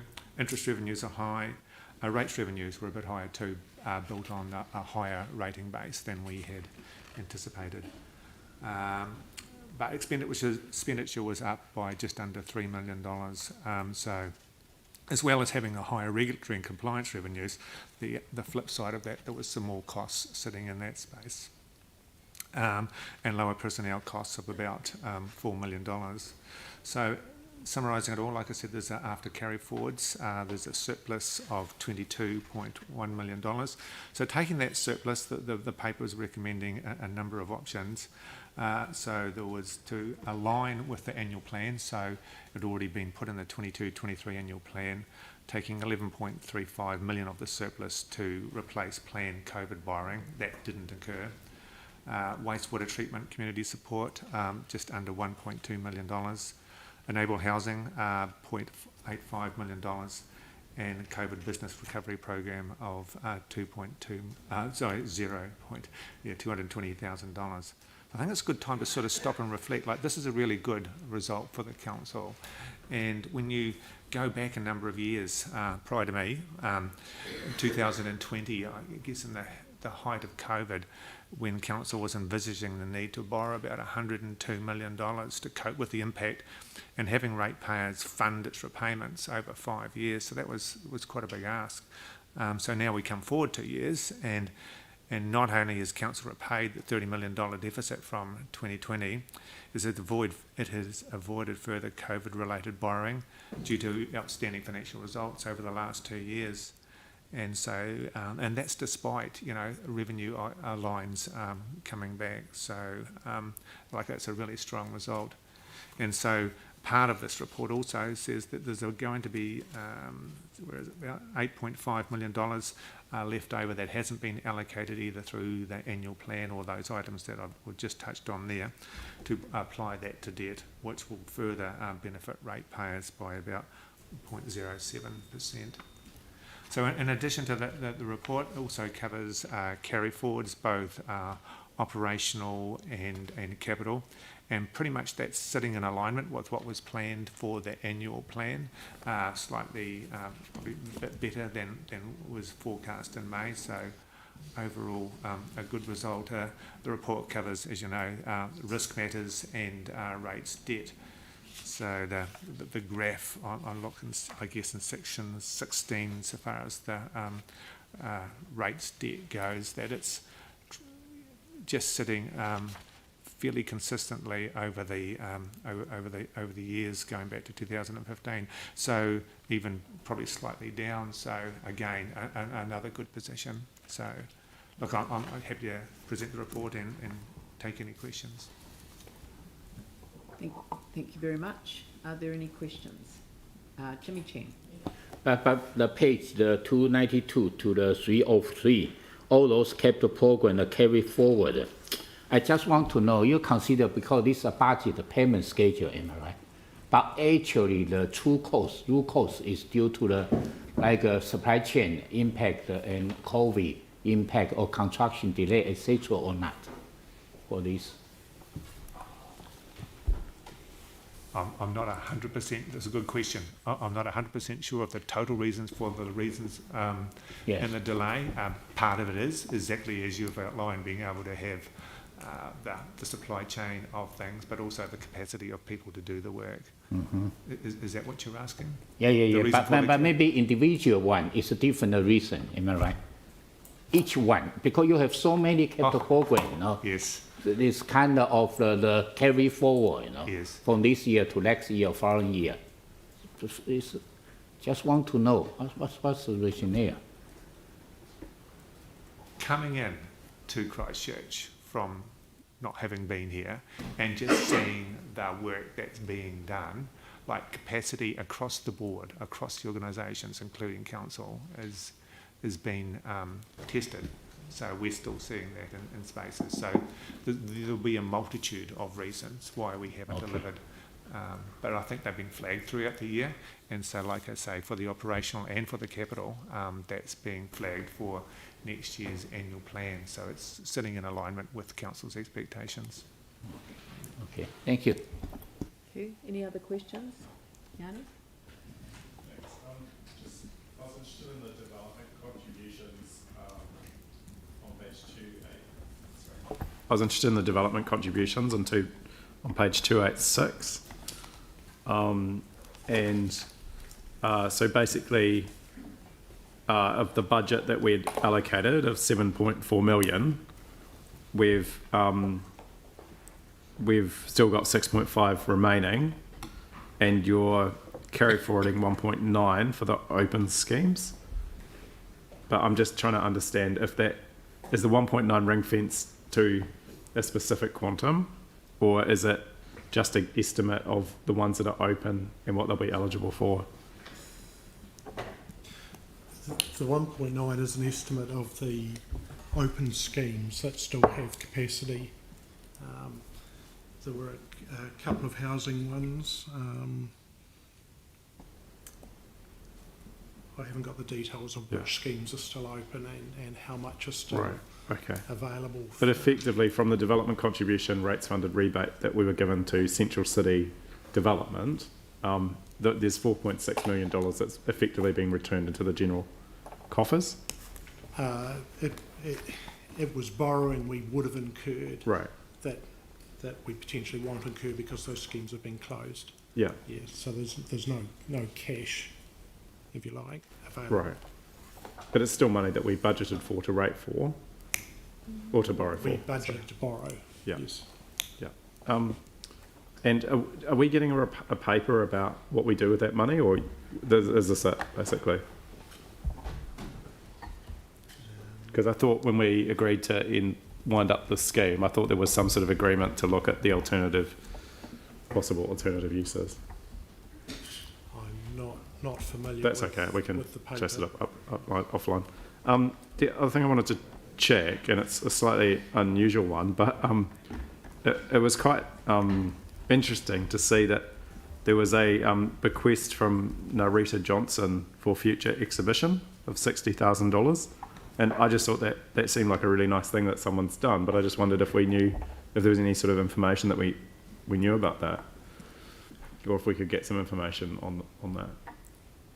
We can certainly source some information for you and provide it to councillors. Yeah, I think that would be really nice to acknowledge that, and to just find out a little bit more about it. Thank you. And the only other question I had was around the EV charging. And sorry, that's on page 290, I think.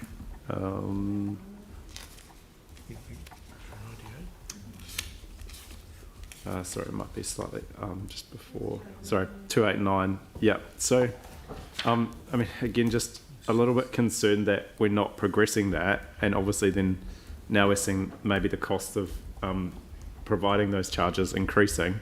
Is there any way to work?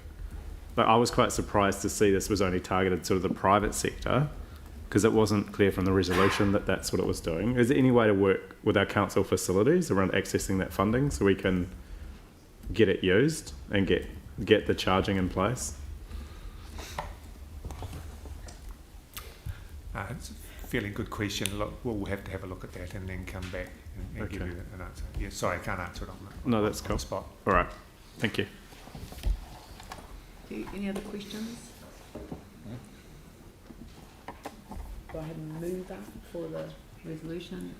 Andrew, seconded by Phil. Any discussion? Put motion. All those in favour say aye. Aye. Those opposed say no. That's carried. And look, I want to apologise to you, Russell, because this is the first time that you've appeared in front of the committee, and I didn't acknowledge you, and that's because I don't think that I've actually met you yet. So normally we would meet each other, but this would normally be finance and performance, so I'm sure that you're already known to the Deputy Mayor. But look, welcome aboard. We all got a note about your background. Sounds really exciting and interesting. Been to Darwin many years ago. And of course, Tasman, our thoughts are with what's going on up there at the moment. So, and I'm sure you are feeling that way too. So I want to acknowledge that and thank you for coming on board, and look forward to working with you for the next, maybe 6 weeks. And then somebody else will take up that role. But this is a report that goes to our Finance and Performance Committee, and I don't think that will change under the new regime. So it will be great to see you appearing in the future. Cool. Hey, thanks very much, and it's a pleasure to be here. Welcome aboard. Thank you. Thank you. Right. The next item on the agenda is the Capital Program Year-End Performance Report. Welcome. Morena, good morning. So once again, this is a report usually targeted at F&P, but pleased to just summarise some key points today. And I'll just start with some of the headline figures.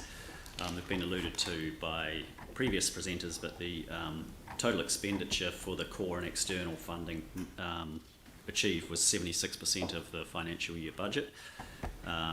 And we saw quite a significant uplift of that in the last quarter of the financial year. So there was quite a dip through January to March, but some more positive signs evident in that last quarter of our financial year. Total program expenditure was 71% of the budget. That's bringing in the two big major facilities. So, as has been alluded to by others, I think a pretty commendable effort under the circumstances that we were facing throughout the year with COVID and European conflicts. And I think it's the latter that's starting to weigh a bit more heavily on forward projections and escalation provisions, hopefully with the worst of the pandemic perhaps starting to be behind us. This second point I wanted to make, and Russell and Bruce have just been talking about it, the net carry forward of 174 million, and that's been detailed in the previous report in that schedule that was just referred to. Also, I'd just like to point out that the change request process that the PMO oversees and manages has been reported to most recently on the 26th of July, summarising those change requests for the last quarter, and will continue to be reported in future committees or settings to keep a really close eye on the changes to budget and the cost pressures that we might be facing with changes there. So I've attached a detailed report with each of the service areas outlined as I've done previously. I steered away this time from the detailed attachment watch lists and so forth, because I wanted to keep it a bit of a higher level at year-end view. And I suppose the last sort of comment I want to make, which has been alluded to a couple of times, and I will say I'm no economist, and a bit like Peter Ryan, my colleague, if I knew everything about this, I probably wouldn't be sitting here either. So I've been making my fortune out in the world economic markets. But I've taken some advice recently and done some reading on escalation projections and made reference in this report to some of the documents that I'm looking at there. Also talking to the financial colleagues, looking at the NZIER indices and such like. There's certainly a bit more to go, I think, based on all those sort of indices and signals around further escalation pressures. But projections do sort of suggest that perhaps we get over the hump of them in the next 6 months or so, and towards the back end of 23 and into 24 they might return to levels that you might call a bit more normalised, in and around 4 or 5% on an annualised basis. Currently, year on year, the percentage increases are up around 8, 9 and towards 10% year on year in the construction sector. They do vary across regions. They do vary across the type of construction too, vertical and horizontal. So there's a number of sort of factors to take into account there. But certainly we're keeping an eye on them. And so what does it mean to us in the PMO? It's keeping a close eye on the level and consistency of project contingency provisions. And that's part of our role is to keep a close eye on that. And there's more work to do in that area. Also just keeping a close eye on that forecast versus spend to ensure the adequacy of the budget is there to achieve the commitments in the plan. And we'll be looking, I suppose, at things about how to provision for that if we need to across project level or total program or group level. So certainly a little bit more work to do around that with colleagues in finance and procurement, because the types of forms of contract can sometimes dictate that response from contractors about level of risk that they might want to price in. So definitely more thinking to be done around that, and planning in annual plan and LTP processes. The fiscal policy makes provisions for escalations in any case, as you know, but I guess the question challenges the adequacy of them in the current environment.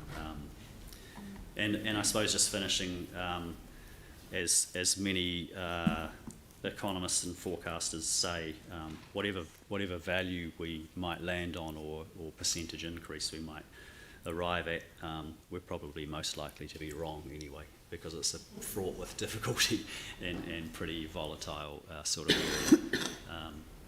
So yeah, happy to take questions further on the paper. Thank you. Thank you, Andrew. That was an excellent presentation into the report, and a very useful summary for councillors to reflect on as they ask their questions. So, Yanni, could you? Yeah, I was just looking at the IT, the digital budgets, and the excess water use IT project is 226%. So does that mean it's gone over what we budgeted by a considerable amount? There would have been a bring back in order to support that with more work achieved than what was in the plan. Yeah. But they've actually done. So they've done it quicker to get it in place. Yes. Yeah. Okay. So it's that's cool. Bring forward rather than a bring carry forward. No. Back. Yeah, bring back rather than carry forward. Yeah, sure. And opposite of carry forward. Yeah. Yeah, I mean, I'm just, I guess, just a little bit concerned about all the different IT work streams and really getting a sense of the money that we're spending versus the benefit that we're getting, and particularly around things that have been delayed. So, like the customer experience platform. Yeah, I don't know. Is there any sort of digital strategy that we have as an organisation where we can see what the priorities are and what the goals are in terms of the customer experience one will be coming back up. I had an update on it the other day, and it's still you know, and it's not they haven't built the capability yet, but they've absolutely got the right approach, and now the architecture in place to actually deliver an incredible customer experience. So it is so far more advanced than, you know, I mean, the fact that it started as a smart city program in 2016. This was a big thing that the council before this one really wanted to invest in. Sure. So it says in the report, bundle style projects are made up of backlog of tasks and work is completed when resources are available, not working on higher priority items. And I mean, at our community board, we heard yesterday that we're possibly developing our own Snap Send Solve application. And I think some members were a bit sort of surprised to hear that. No, that's not the case. We need to understand what's going on. So Leah's come to the table. So just a couple of things just to answer Councillor Hunt's question in regards to the digital strategy. Absolutely, there is the digital strategy, a very comprehensive one. You are correct, we have got 4 programs on the go, as well as our business as usual, which we are currently working on. Each of them have different areas, and we have had 2 of them have had program managers put in place for the last year and are quite advanced, which is the Modern Workplace program, as well as the SAP Improvement program, and you'll be aware that the finance first major stage of the finance one went live on the 1st of July. So there's a significant amount of work that has been happening under those programs.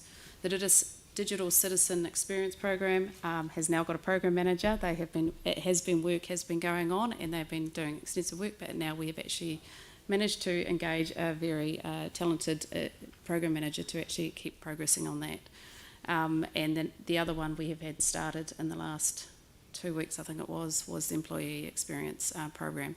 So these all link absolutely directly into the digital strategy, and there's some significant work going on, but they are big programs and they do take time. They are not six monthly programs. In regards to your question, in regards to the Send, Snap and Solve, no, we're not replacing that app, but what we are doing is looking at a citizen app that will incorporate that as well. So it's not going to be replaced, but there we are looking at an app that incorporates not just that. There's a lot of work going on, and we will bring back briefings for the council to get you up to date with where things are at. And just to add to that, and I can't recall the figures off the top of my head, but our ICT programme in capital terms has consistently underperformed significantly. This year it's actually delivered at 96%. So there has been a real uplift in delivery and concentration.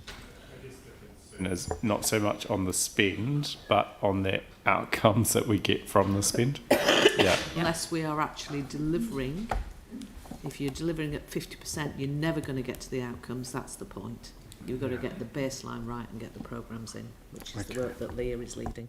And then I just wanted to kind of understand, with like all the pressures that we've got as an organisation, you know, the cost, the supply chain, demand on resource, how are we prioritising within the organisation over what gets done and what gets delayed?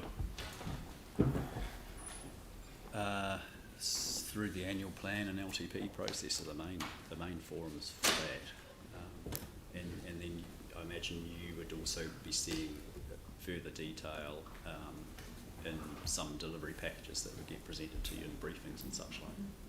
So it's primarily through the annual planning process.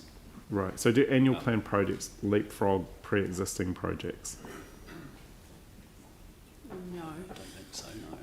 So, I mean, as you'll be aware, because we do report monthly on all of these programs, especially with projects, we have different processes as we're going through. This is what our heads of and ELT are doing every day.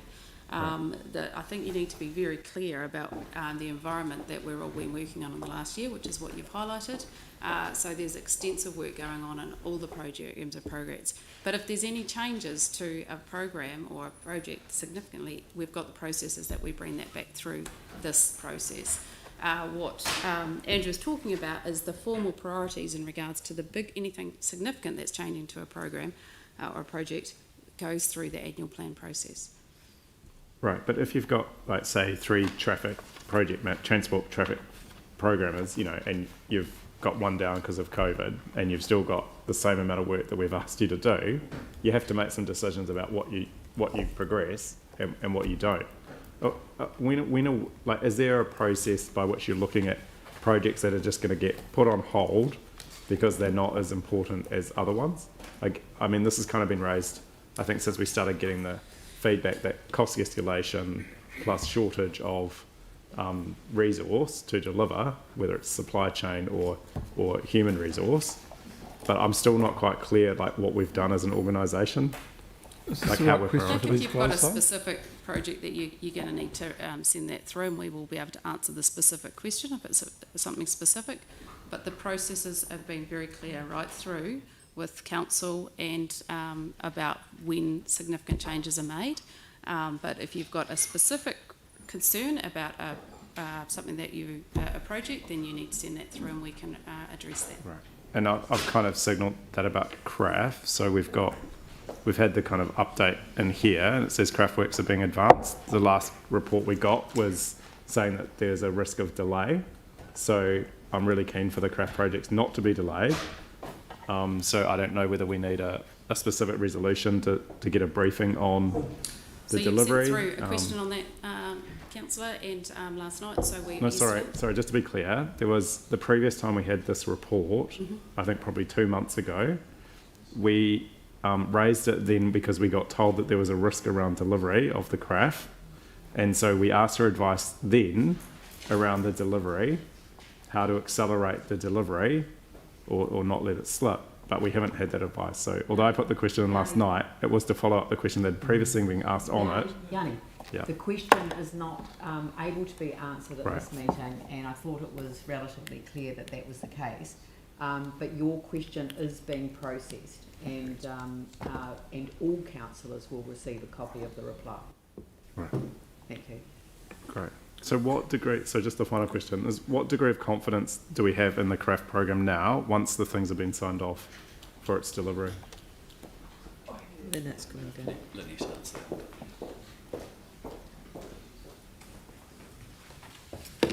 Thank you, Lynette. Good to see you. You too. That's what's reported. Yeah. The craft program, once it has been approved by the community boards, will progress as per what's agreed by the community boards. To make a note on the prioritisation of work, that's the job that myself, my managers and our teams do every day to deliver the priorities that you've set in the annual plan and the long-term plan, as Leah and Andrew pointed out. So we do that every day. We will deliver the craft program. We will provide you with a realistic, as we have, with a realistic delivery program. That might be an uncomfortable delivery program right at the moment because we are facing resourcing challenges. So we'll deliver it. Could I just follow up with another question, which is in relation to because obviously Treasury is interested in the craft project, but I'd be really interested in knowing whether you've had any discussions with them about progress and reporting frameworks. So recently, it was about a month ago, we've been talking to Treasury and representatives from Treasury. We reported to them exactly where we were at with CRAF and with the program, and I will forward that through to you this afternoon. But and they had no concerns. Right, and so could that be shared with local MPs as well? I'll forward that through by the Office of the CE. I think that would be helpful so that they can have confidence. And just the only other question I wanted to ask was on page... sorry, I can't find the page numbers on the thing. It was just around the chip seal costs. So we just, in the Transport and Waste Management financial commentary, it just said staff had anticipated May and June FY 2020 actuals to increase due to COVID resourcing issues beginning to ease and historic chip seal costs being costed to the correct projects. I was wondering if you could just help me sort of understand. I was just a little bit confused. Are you saying that we've miscalculated? There was just some miscoding that was resorted. Okay. But we also got, as a program, we got very hard hit in the last 12 months by weather. We actually had a reasonably wet summer. Yeah. So February, March was quite wet, and then we've had slightly wet winter. But the chip seal cost has gone up quite dramatically in the last... Chip seal cost? The amount we're doing... So the budget amount has gone up, yes, and that's in order to address the amount that we're trying to do, yes. Right, not the actual cost of the chip seal itself. Okay, thanks. All right, do I have a mover for the resolution? Andrew? And seconded by Mike Davidson. Any discussion? put the motion. All those in favour say aye. Aye. Those opposed say no. That's carried. Thank you. Thank you, Lynette. Thank you, Leah. And thank you, Andrew, very much for your presentation. Thank you. Thank you. Right, the next item on the agenda is the overdue general and rates debtors at 30 June 2022.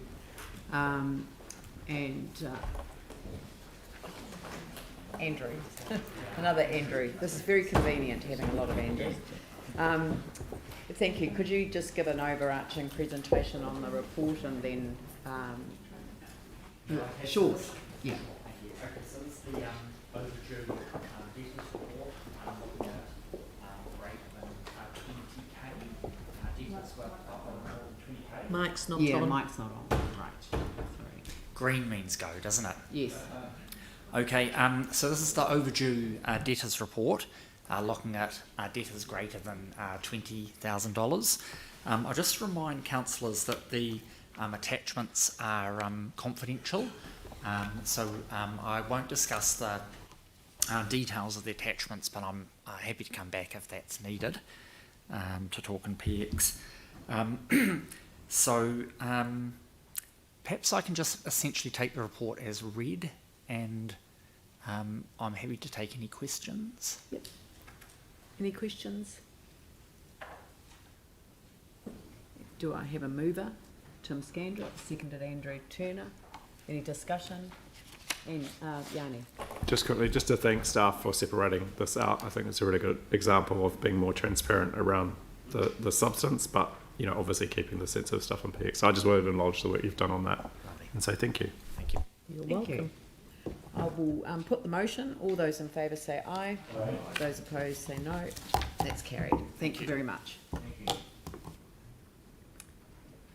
And now we move on to Three Waters activities report. Helen Beaumont, is it?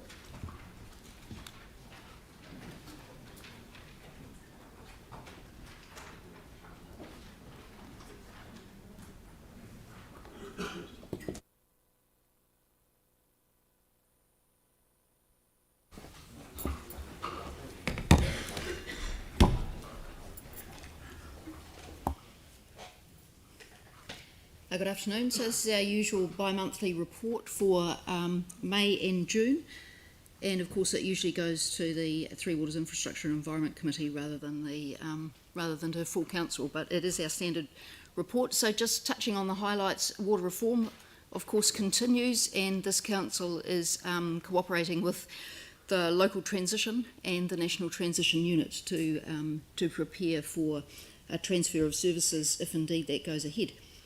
And also, of course, this council made a submission on the Water Services Bill, and I understand that an oral submission will be made next week to the Select Committee on that.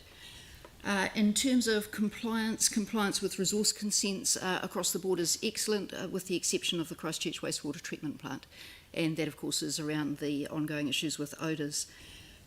We submitted our annual report on the new comprehensive stormwater network discharge consent, and that outlines the progress that we've made both with our stormwater management plans for each catchment and the works that's been done under that consent. Water safety plans are being progressed right across the district, and the Christchurch plan has been with Taumata Arawai since May, so we're awaiting on feedback on that plan.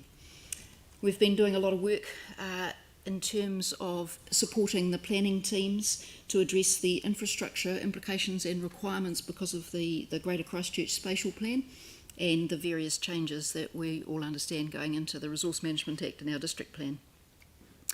In terms of the most frequent interaction with our customer and community, we've maintained excellent response times over the last year to water service requests, so that's requests across our stormwater, drinking water and wastewater systems, and we've met 98% of those urgent jobs and 91% of other jobs attended to within the timeframes that we promised. So we're delighted by that and very pleased with the collaboration that we have with City Care Water over improving that over some poor performance in previous years, so it's a good job. We have, of course, been commissioning the activated sludge plant out at the wastewater plant, and that work is completed, so we've fully commissioned, but we're now fine-tuning that activated sludge plant to improve the quality of the water going out to the ponds. And as you heard earlier this morning, the plant itself is running well, and what we're doing at the moment is increasing the flow of effluent through that plant so that we can improve the ponds. The final commissioning of the Littleton wastewater scheme is in progress so that we can stop all planned discharges to Littleton Harbour. At the moment there's only one of the three that's still discharging, and that's from the Littleton wastewater plant. We're progressing in Akaroa with the same target in terms of removing that Akaroa wastewater from the harbour. A lot of work's been done in Cashmere Worsley flood storage, and we've got the dam, which is the last part of that scheme, out to tender at the moment, and the Cashmere Stream enhancement work, which we've been working closely with the community. Now, this report doesn't cover July, but of course we all remember the wettest July, in fact the wettest month on record for Christchurch, and the teams did a lot of work to ready the city for that. We have all the infrastructure in place from work over the last 10 years, of course, but there's a whole lot of operational work that goes in, looking across our road network, our stormwater network, but also across our wastewater network and drinking water network. So all of those networks are prepared in advance of any significant wet weather event, and we do a lot of work to maintain those networks and the service to customers during events as well. So my thanks again to CityCare and other contractors, and to our own teams for the response again and again and again through July. There was a lot of work, and I'm happy to answer questions.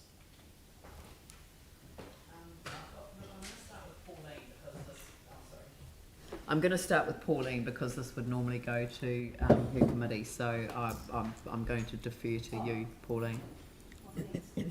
Thanks, Helen. Another great report here.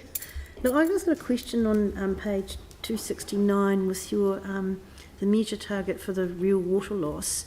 Why is our target 24% and not below that? And do you have any idea what number the regulator might land on for an acceptable target?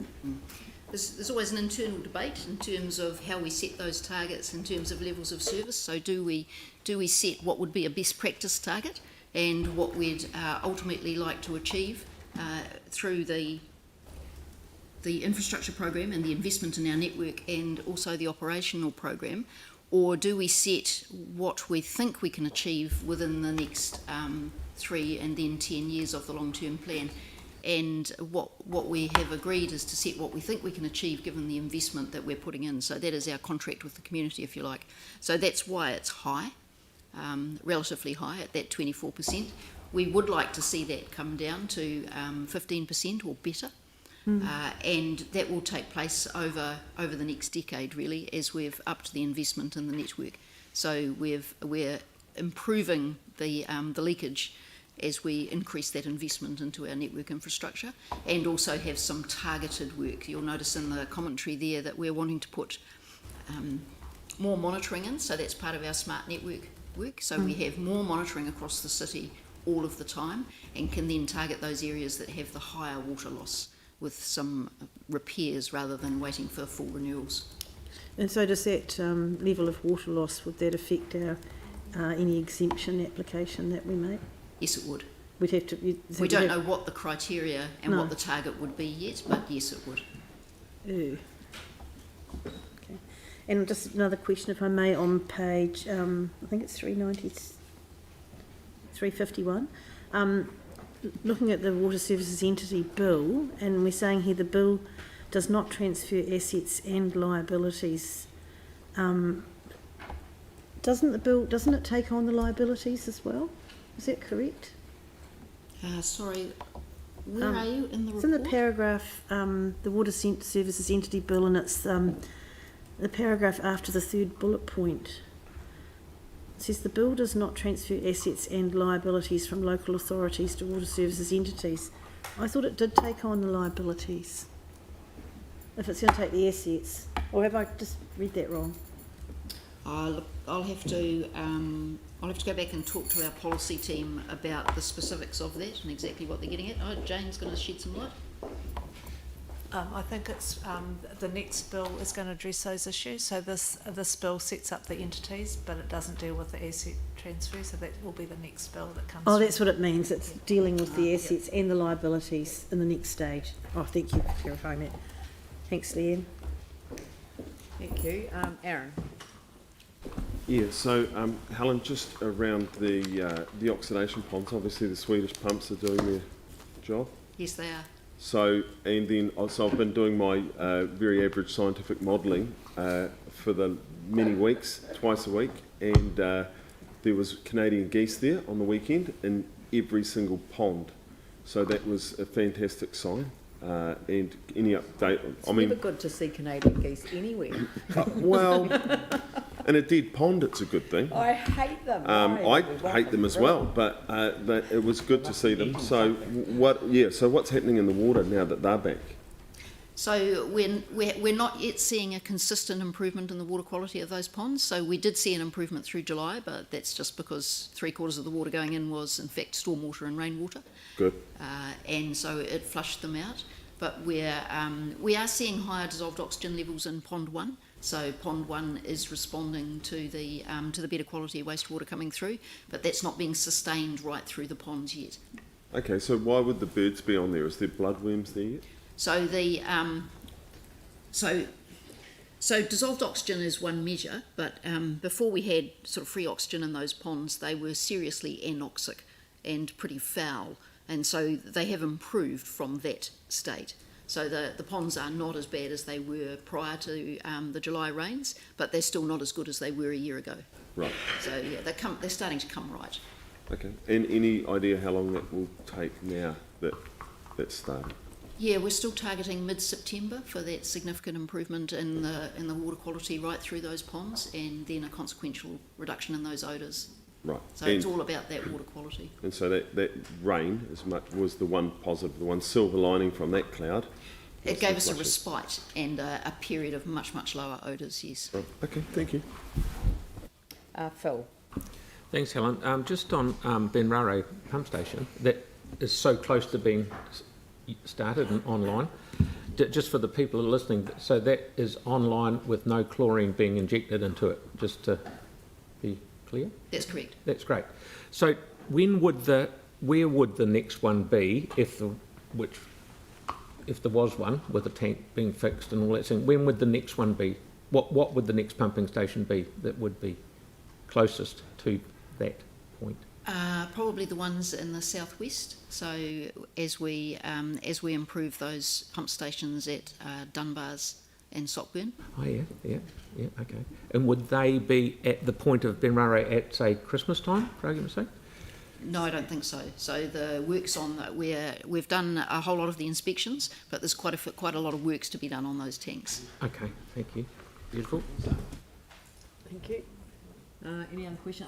Jimmy and Yanni. Okay, but on page 356, the last second paragraph of the water safety plan, you mentioned now we agree, the regulator, Tomata otherwise, upgrade from the update water safety plan 2021 rather than from the approved 2018.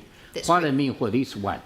What does it mean? Yeah. It means that we no longer have to go through the dreaded double sign-off for wellheads. So the wellheads, once they're signed off by a suitably specialised engineer, then if everything else is okay in that zone, then the chlorine can be turned off. Previously, we had a double sign-off step where we had to have the drinking water assessor from the Ministry of Health also sign off those wells.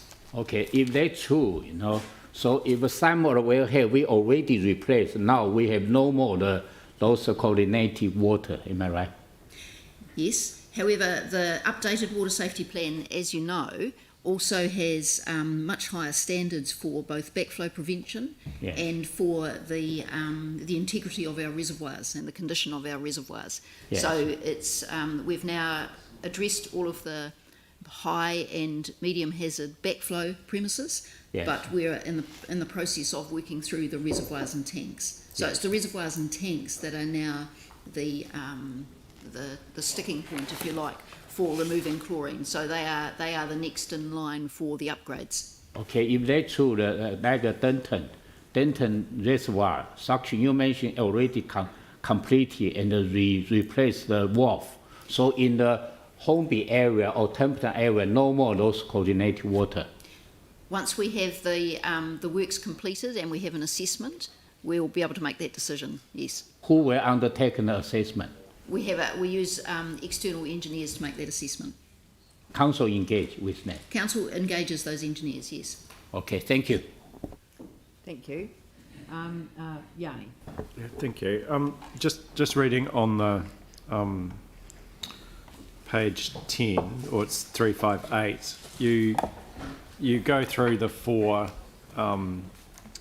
unacceptable risks from the Christchurch Littleton plan. So I presume that's now the one that we've got in place. Yes. And you reference the 4 risks, and 2 of those you say that we've addressed, which is that the risks of lead contamination and backflow are now deemed acceptable. So really the only, well, obviously the civil emergency one, which is just always going to be there, we can't control that. But and number 1 is the storage tank. So that's correct. Can you just give a sense of what the quantum of work that's required to get that risk to acceptable, and what the time frame is for doing it? Yes, so we have drafted a report which is coming to another council meeting to address that. So we've gone through that, and we'll bring that report to council because we know that is the big question. And we've also outlined what the timeline is for applying for exemptions from chlorine, from residual disinfection, and address that by water supply zone across the city. So we'll bring that report to you. Right. Do you know when that report's coming? Next meeting of council? Okay. Which is the 8th of September. Yeah. And will that, I was trying to understand, Te Mata Arawai, they're going to set all these regulations quite soon, and then we've got a very short period to meet them. I mean, Te Mata Arawai have been issuing drafts of both the regulations and standards, and we've been submitting on those and working closely with them. So the regulations and standards are never a surprise when they come out in final form. So just on again, page 358, drinking water quality assurance rules, drinking water acceptable solutions, published 25 July 2022, anticipated date August 2022, anticipated time frame, comes into effect 14th November 2022. Yes. So how confident are you that we're going to be able to meet those rules and solutions? We will not be able to meet all of them, and that'll also be covered in the report. So as well as applying for exemptions from residual disinfection as a tool for managing risks of contamination in a zone, you can also apply for exemptions from those monitoring requirements, and there are some sort of technical monitoring requirements that we will not be able to comply with immediately because we have to update the monitoring equipment that we've got in place, or update the frequency with which that equipment takes readings, or update the way that we record that data and then send it up to Te Mata Arawai. So there are a few sort of technical exemptions that we will also be applying for. Right. And that'll be the case right across the country. But with your because it's quite a change. so far, that you're relatively confident about where we sit in that space? Yes. Yeah. Yes, as I say, there's quite a big change and quite an uptick in the monitoring and reporting requirements. But that's the case for 67. That's the case for all of the water supplies across the country. So everybody will be trying to improve their systems. What I'm trying to understand is, will that have any impact on our exemption for removing the residual disinfection? No, that's about the reservoirs and tanks. Right, so it's mainly the 4 risks there are the only ones we need to be worried about if we want to take chlorine, apply for an exemption to take chlorine out. No, they're not the only ones that we need to worry about, and we'll outline those in the report. Right. So Councillor Cotter touched on one before in terms of leakage, and leakage is being used as a proxy for network condition, if you like. So that is another concern for us, and something that we need to address. And as I said, I don't know what the criteria will be, so I don't know how they're going to evaluate the leakage rate. But the chlorine, the residual disinfection, chlorine, doesn't have... what's the relationship between the risk of water leakage? It's about the integrity of your network and how often you have breaks. If you have a break and it sucks stuff. And it sucks contamination back into the network as a result of the break. That's the worry. And the loss of pressure. But under pressure, Right. yeah. But with all the monitoring that we've done, surely post-earthquake, we would have very good data and evidence around the impact that or the risk that would have had. So one of the things that we've been very clear about in our update of the water safety plan is that we're responding to the intent of the legislation and the new regulations and standards, which all have a much lower appetite for risk than previously. So whereas previously we considered the integrity of the network and the likelihood of contamination following a break to be acceptable, and we still do in our water safety plan, we still don't know what the taumata arawai view of that will be in the context of a network that has no residual chlorine in it.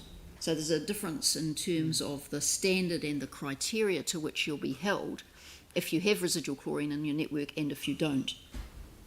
Yeah. And that's where we don't know where the line is. Do we have a best case scenario for when we would be likely to apply and get approval for an exemption if it goes? Yes, we have set that out in the next report. I heard Howard say that there is a report coming to the next meeting of the council with a lot of detail in it, and that will be the time to drill into it. I'm actually wondering whether it might be useful for councillors to get a bit of an opportunity to workshop that paper before it comes to the council meeting, and then the council meeting we can have a very detailed presentation, but councillors will obviously not ask certainly questions. we can set up a briefing or a workshop. And maybe also just some public facing communications around what's going on, because I mean the report's good, but when you read through it, it's so confusing, and it feels like all these new things have been added that Yanni, we have to think. We have been in a constant state of change. Yeah, I know. At the same time, and I think it's right and proper to acknowledge the staff who not only are managing BAU, managing the outcome of a severe fire and the damage caused at our wastewater treatment plant, and supplying the Department of Internal Affairs and the National Transition Unit with all of the data and information that they need to transfer something where we don't know where the end point is going to be. They are continuing to do all of this work while seeking to get us to a point where we can apply for an exemption to a regime that came about because of an event in the North Island, of which we distinguished our own performance many times over, but to no avail. Totally the default agree. provision in the Act is that we chlorinate, and this organisation is still doing everything within its power to meet the criteria, which have been strengthened and strengthened. And I know, and that's I guess the bar has been that's kind of why I was trying to get something public facing to the community, because actually our staff have done an amazing job with a field where the goalposts have shifted just about at every stage of the process. Every time you ask them, or anyone, so every time I ask them in public, when will we be able to take the chlorine out, and staff helpfully indicate under the rules that apply at that time when they think that that would be the case, that then becomes the position in the public mind as to why the heck have we still got chlorine in our water. And what I want us to be able to do is to actually hand over to the new council with a clear understanding of the pathway forward, but it is not this organisation's fault, and nor is it the decisions that we made to actually lift our wellheads or bring them forward in a program of work as a result of the initial problem that we had, which was that we had so many below ground wellheads that they were never going to get signed off, no matter how safe and no matter how well protected they were, they had to be lifted above ground. That has cost a significant investment by the council, and I'm glad that the council's made it.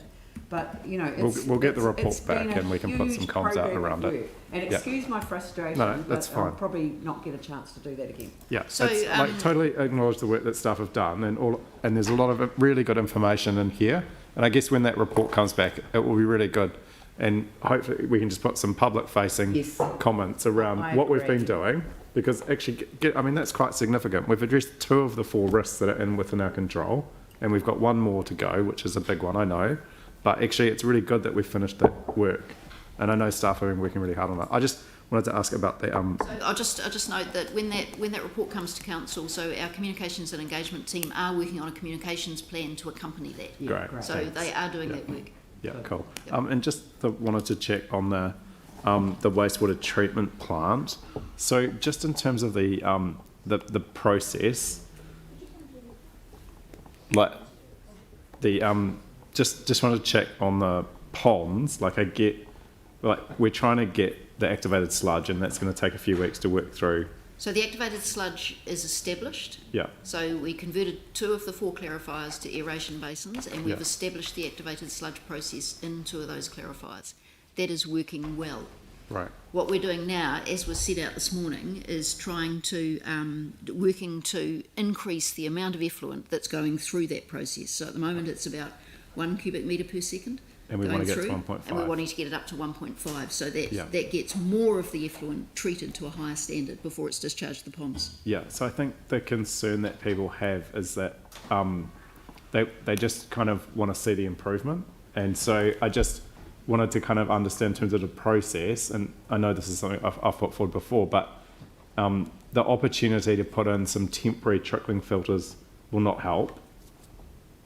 Like, if we could, have we thought about any sort of other process? So back in, so the work on the options for the interim process was done at the end of last year and signed off in December. So that the work on the options was all done then, and temporary trickling filters were discounted as not the best and not the fastest process to establish, and that's why we went to the activated sludge process. So when we get to the middle of September, and the weather, I know the weather hopefully will improve with the sunlight, isn't it? The more sun we get, the more better sun the and the more wind that we get through spring. That's right. But if we get to mid-September, and we're still seeing the sorts of odours that we're seeing, you know, the last 2 weeks, what are we looking at? Any other options to mitigate the impact of that odour? Is there anything else that we can consider doing that might reduce the odour, and if so, yes. what? So there's 3 things, 2 sort of temporary quick fix ones. So we still have in place the ability to bring on the polymer dosing, which will increase the removal of solids, so we can put that back. We still have in place the ability to add peroxide to the effluent going into the ponds, so we can do that. And we are sourcing mechanical aerators for Pond 1, which also require an enormous amount of power to be brought to Pond 1. So that work is underway. So those things are all continuing behind the scenes, if you like. We've also got another option that we're exploring at the moment. We don't know if it'll be practical or not. So we're just assessing the feasibility of changing the way we use the primary settlement tanks and the secondary contact tanks, and turning a couple of those tank lines into additional aerated sludge process, so that we can get even more than the 1.5 QMX that we've got at the moment. So yes, we're constantly looking at what we can do to tune the plant to get the best possible effluent quality into those ponds. Sorry, just because you've mentioned it, but what stops us from doing the polymer dosing or the peroxide dosing now, given that we've got the bad odours? Is there anything, or is it? At the moment, the dissolved oxygen going into Pond 1 is quite good, so it's improved considerably, and it's getting that water working its way all the way through all of the ponds, so it takes time for that to happen. So adding more oxygen is not going to make it faster to get that better quality water through the pond, if you like. Clear. So that's why we'd wait till the water has worked, the new stuff has worked its way through the entire ponds. Yes. And then if we still had a problem, then we would put it in. Yeah, well, the peroxide dosing is really for if we have any interruptions to the process. So, as you know, we don't have any redundancy with the plant and under its interim operation. So, if we have a major breakdown with pumps or with one of those aeration basins, then we would immediately move to putting those backup processes in place to reduce the load. I've got, is it Phil and Aaron? Sorry, this will be quick. I see on the Sydenham suction tank that it's a stainless steel structure. Yes. And you're held up by global constraints. Could we, and I don't know if we can, just uplift the tank design that's at Benrare and plonk it there? Is it as simple as that? Because there's a lot more shingle and cement in New Zealand than there is stainless steel, which has to be spiral welded. I'm just wondering more than anything else. So we're almost certainly going to move to stainless steel tanks as our standard in the long solution in the long run. Yes, a couple of reasons for that. First of all, they're better in terms of the carbon footprint. Ironically, when you think about stainless steel, but it's about how much recycled steel you can get in there. And also they are much more secure in terms of water supply security. So they're better than the concrete tank. They're overall. better than the concrete tanks. Okay, thank you. Aaron? It was just a really small addition to your list of what staff are working on. There was also a couple of medium flood events in the last month as well on that long list that you listed that they were doing. So let's not leave it out. Helen had actually mentioned the wettest July in history. Yeah. Spectacular. Yeah, no, I absolutely acknowledge the flood events. Andrew. Thank you, and I'll also keep this quick. The Wastewater Akaro Reclaimed Water Treatment Reuse Scheme, so this is page 382, Robinson's Bay. Very pleased to see that the project has been investigating increasing the setback distance between irrigation zones and archaeological areas. Is there any update on that, or do you know when there will be? No, I'll have to ask the project manager on that. So Can I request that the community board and the community are updated as soon as possible once that update's available, just given the anxiety that there's been in that particular community about that particular matter? Thank you. Thank you. Right, thank you. Any other questions? Pauline, would you like to move this? It's seconded by Sarah. Is there any debate? Pauline. Just quickly, most of it's been said, but look, just to thank Helen and the team for this incredible work and an excellent report as usual. I think it's really, really good. Look, the Three Waters area and council represents such a massive portion of what we deliver to the people of Christchurch. There's not much of you, Helen, but you've obviously got very big shoulders that you carry this whole program, you know. Look, it's really good to see the Wastewater Akaroa Wastewater Reuse Scheme progressing as per the hearings panel recommendation there. That was a really good outcome. And also the Littleton Wastewater Project, to see that wastewater will cease to go into the harbour from September. And both of these are addressing our cultural priorities as well, so that they're both really big pieces of work. And of course, recognising the work on the storage basins in the Upper Heathcote, the massive investment there has been huge, and a massive benefit for protecting people's homes from flooding in and around the Heathcote River corridor. And we also have to recognise the huge amount of planning work that goes into this project and this program, and also in preparing for forward works, but at the same time improving the reactive response times in the maintenance and operation areas, and that's really good to see. Look, you know, we know what the huge challenges are for this area, not forgetting the wastewater treatment plant fire at the moment, just on top of everything else. And the drinking water infrastructure improvement program has been ongoing for many years and doing very well. And it's also great to see the collaboration and action by working with the community on the water quality projects around our waterways. That's really lovely to see. And also, as Aaron just mentioned again, and Leanne and you yourself, the particular challenges from our incredibly severe and frequent wet weather events, and not to mention the top-down pressures from the government and all the information and work they're demanding to feed into the Three Waters. So, you know, and there's way more that could be said about this whole program and behind that, Helen. So thank you again for this amazing report. Thank you for the work that you've been bringing to the committee and the information and the responses you've given us along the way. So well done. And if you could pass our thanks on to everybody, please, be great. Yeah. Thank you. I'll put the motion. All those in favour say aye. Aye. Those opposed say no. That's carried. Thank you. Right, now, I would normally do this at the beginning of the meeting, but I think we have to move that we accept the supplementary report on the agenda. So I'm happy to move that. Do we have a seconder for that? No. Hey? I'll second that. Yeah, okay. I'll put the motion. All those in favour say aye. Aye. Those opposed say no. That's carried. Thank you. Aaron, your notice of motion. Yes, just that the council released the draft. Yeah, but you're moving the notice of move motion, and as I understand it, Phil Major's seconding it. Yep.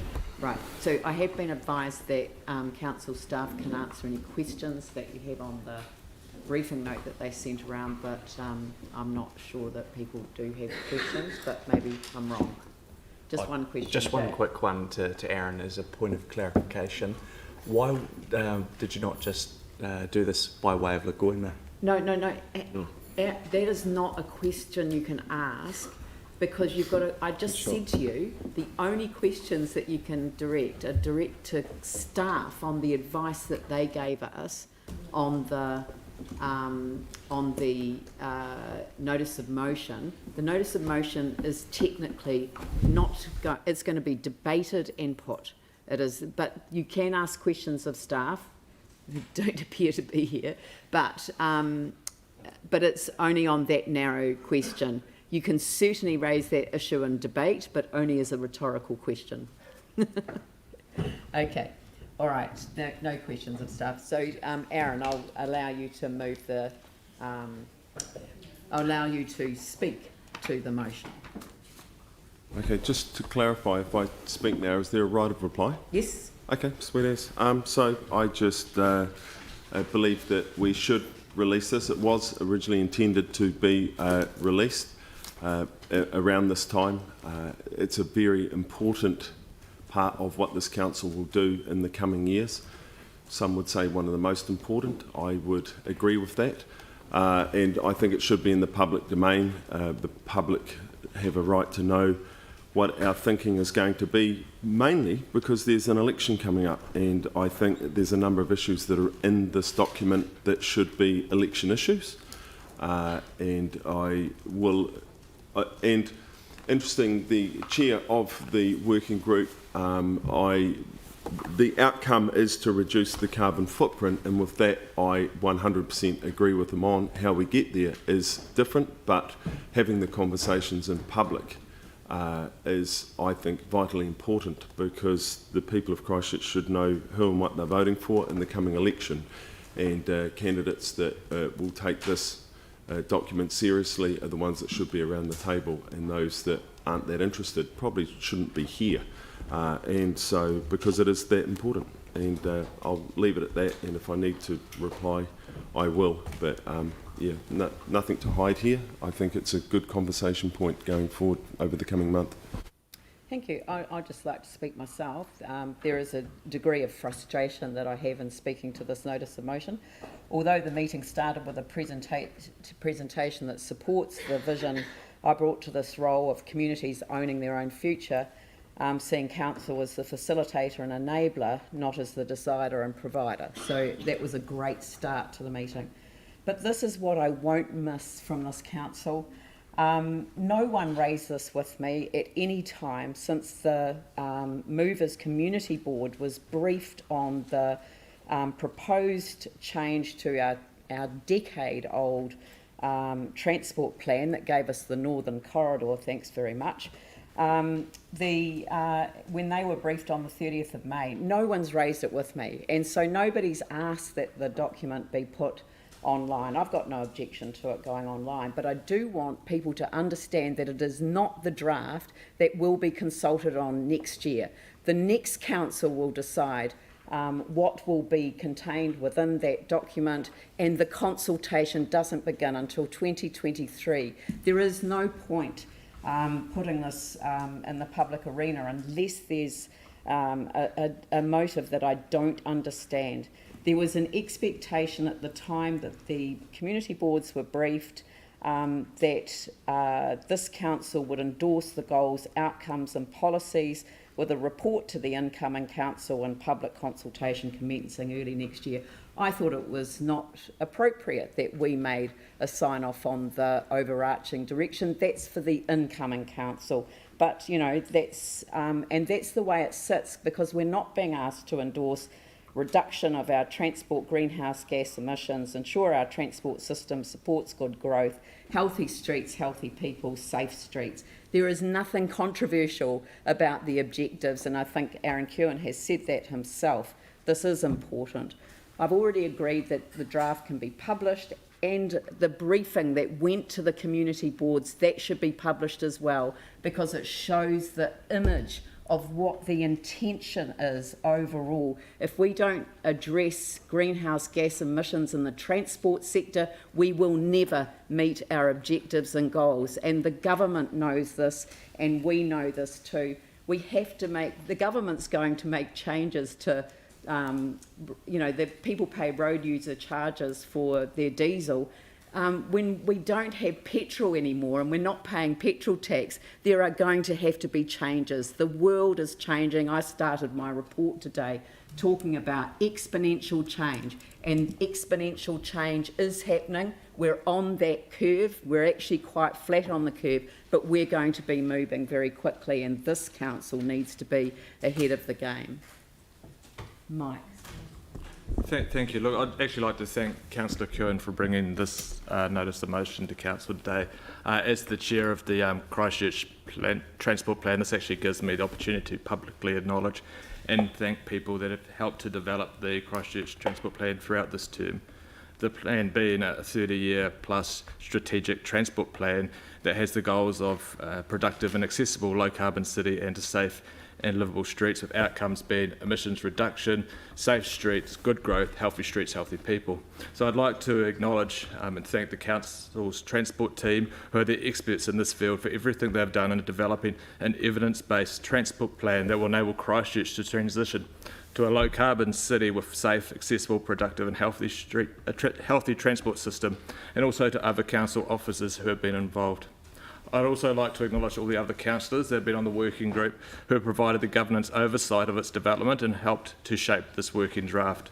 I'd also like to thank and acknowledge all the external stakeholders that Council has engaged with during the development of the draft Christchurch Transport Plan, including community boards, Canterbury District Health Board, Ministry of Transport, Waka Kotahi, Ministry of Education, Ngāi Tahu, Youth Council, Christchurch Multicultural Council, Christchurch NZ, Development Christchurch Limited, Central City Association, Kainga Ora, Accessibility Christchurch, ARA, University of Canterbury, University of Otago, Urban Design Forum, Matapuri, Charitable Trust, Canterbury Housing and Transport, Generation Zero, Massey University, Environment Canterbury, Chamber of Commerce, Police, Fire and Emergency, St John, Go Bus, Ritchie's, Black Cat, Spokes, Cycling Christchurch, Automobile Association, CCS Disability Action, Blind Foundation, Civic Trust, Ministry for Environment, Littleton Port, Airport, Kiwi Rail, residents associations and business associations. This is just to show that actually this transport plan is being developed with community. I would have loved to have seen this consulted and adopted this term. COVID has prevented that. We've had a number of staff in turnovers as well. We just ran out of time and it got congested with other things. It disappointed me, but that was the reality of what this year has been like. And while I don't recall Council releasing a working draft before it's finalised, I'm actually happy to show the public this Council's commitment to a safe, healthy, accessible, productive and climate-focused transport system that will benefit everyone, regardless of what mode of transport they choose to use. Thank you. Thank you. Phil? I totally agree with what Mike and Aaron are both saying. And climate change is upon us, and it's important that we go down this road and do what we're doing. How we get there is a different thing. But apart from the guys on the working group, our other councillors and people standing for council in the election that it's coming up are unaware of what is being proposed. And I think it's important that they have the information. So that's the only reason I want to get it out there, so everyone knows where they are. I know it's a draft, but if we just have a bit of a put it out there so we can see what's happening. Thank you. Could have asked. Anyone else? Sarah? Thank you. It's fair to say that less than 2 weeks ago I was incredibly jealous when the Auckland City Council signed off on their transport emissions reduction plan. And they did it as a piece of work that had fallen out of their broader climate change strategy. And they did that on an evidence-based, science-based process where staff and councils have worked together, but it didn't go out for consultation. And I think that it's a bonus that we'll be sending this out for consultation. It does mean that it's going to be taking longer. And I think it's excellent that we will have more solid information for people during the election campaign. We know that simply electrifying the fleet isn't enough to address climate change. And we know from information provided to us as councillors and on the working group that it is not actually physically possible to get enough electric or hydrogen, if they ever actually come in bulk, vehicles into the country to address our emissions. And so that we have to do other things. And as the Mayor said just before, simply electrifying the fleet means that we won't have the fuel taxes needed to maintain maintain our roading network. And so some form of road pricing will be needed in the future, and that's what this is. There is no smoking gun, it's not radical, it's bog standard transport planning that's being used the world over, and it will be good to get this out so that people can see it. The scaremongering that has been happening took some things out of context, and you can see from the plan that it talks about the fact that our current system forces additional costs on people because we don't give them low-cost sustainable options for their transport around our city, and we plan to change that. Don't listen to me, listen to the Insurance Council of New Zealand, listen to our communities who say that they want us to act on this and to take a leadership role and to give them more options. Listen to Brad Holson, who at the Zone 5, Zone 6 conference last year, when asked about what council needs to do about climate change, said, as much as possible, as soon as possible. We owe it to our communities to give them a livable city, and we owe it to future generations to make sure that they have a city that is livable, that is thriving, and that has turned to a sustainable transport system with livable streets for future generations. Tim? Yeah, look, first of all, I want to thank the staff. It's our whole organisation's been under a lot of stress, and so well done. Thank you very much for that. Also, want to thank Aaron and Phil for bringing this forward, but most of all, Mike for doing the work, leading this transport plan. It's been a really interesting journey, to be quite honest. I just ask people that when they look at it as a draft and not to have a knee-jerk reaction, to take a breath and think about this is 30 years. And look where you will be in 30 years. Obviously, my kids have plans for me, and we won't go there. But you know, like this is really important stuff, and to have that vision. You know, Leanne mentioned, you know, like gave examples of things that people thought about TV and other things, which were absolutely hilarious. But they were people's beliefs way back then. So what will be in 30 years is really, really different. But we've got to start now, and that's the really key thing. So do remember it is a draft. Please take a breath, and it's probably going to be, in this, the way we've done this, is a wee bit more work for our staff, which I'm sure they really, really encourage and like.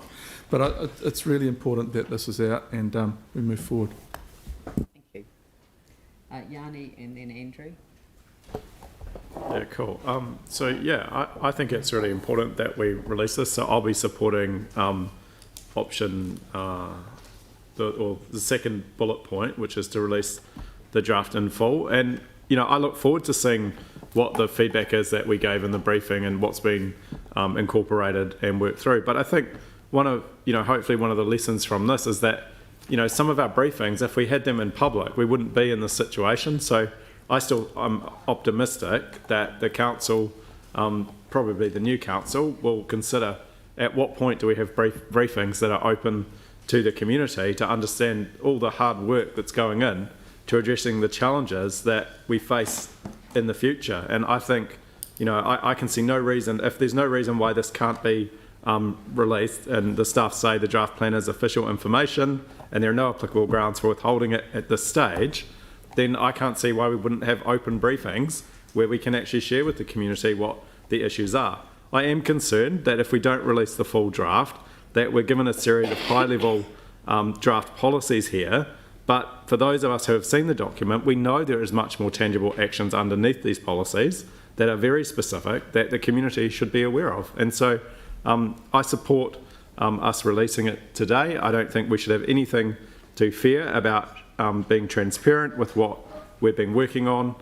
There are things in here that concern me. I've given that feedback at the briefings that we've had, and it would be really good to see how that has been incorporated into the thinking of the working party, and also to see what our community think of this when we do go out for consultation. But I trust our community to be sensible and reasonable enough to be able to read this information knowing that it's not the final draft, and looking forward to the opportunity to contributing. I think we have to have confidence in our community that when we're open and transparent, people will respect the processes and the work that we're doing. We did that previously with an LTP.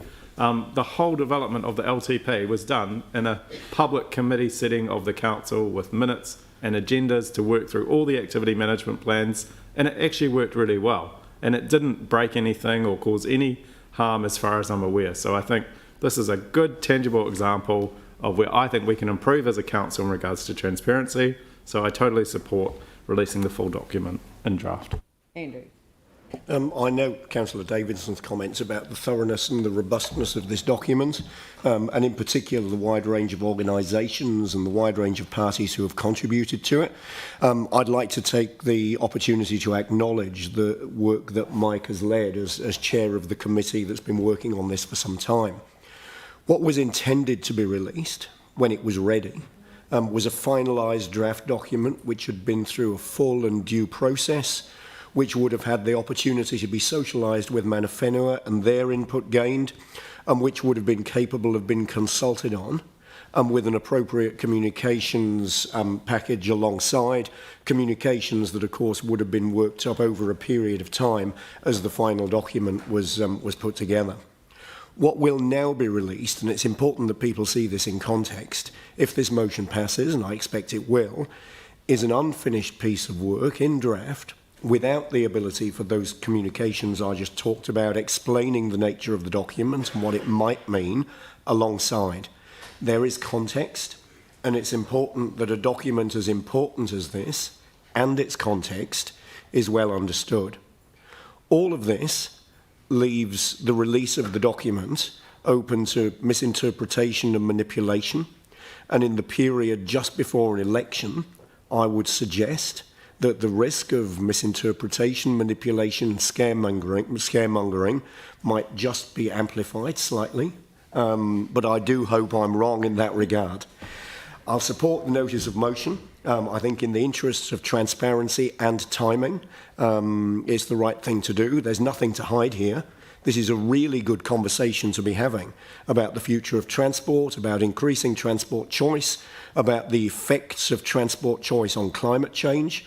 And I do think there's a strong argument that before an election is a great time to be doing that, as long as that's in a well-informed way. Melanie. I just wanted to say that I think releasing this before the election will actually provide hope to the young people who are looking at maybe voting, and also for the young people who are standing for election, because I didn't listen to the debate at UC, but people have told me how they talked about climate change being their number one priority, which you mentioned.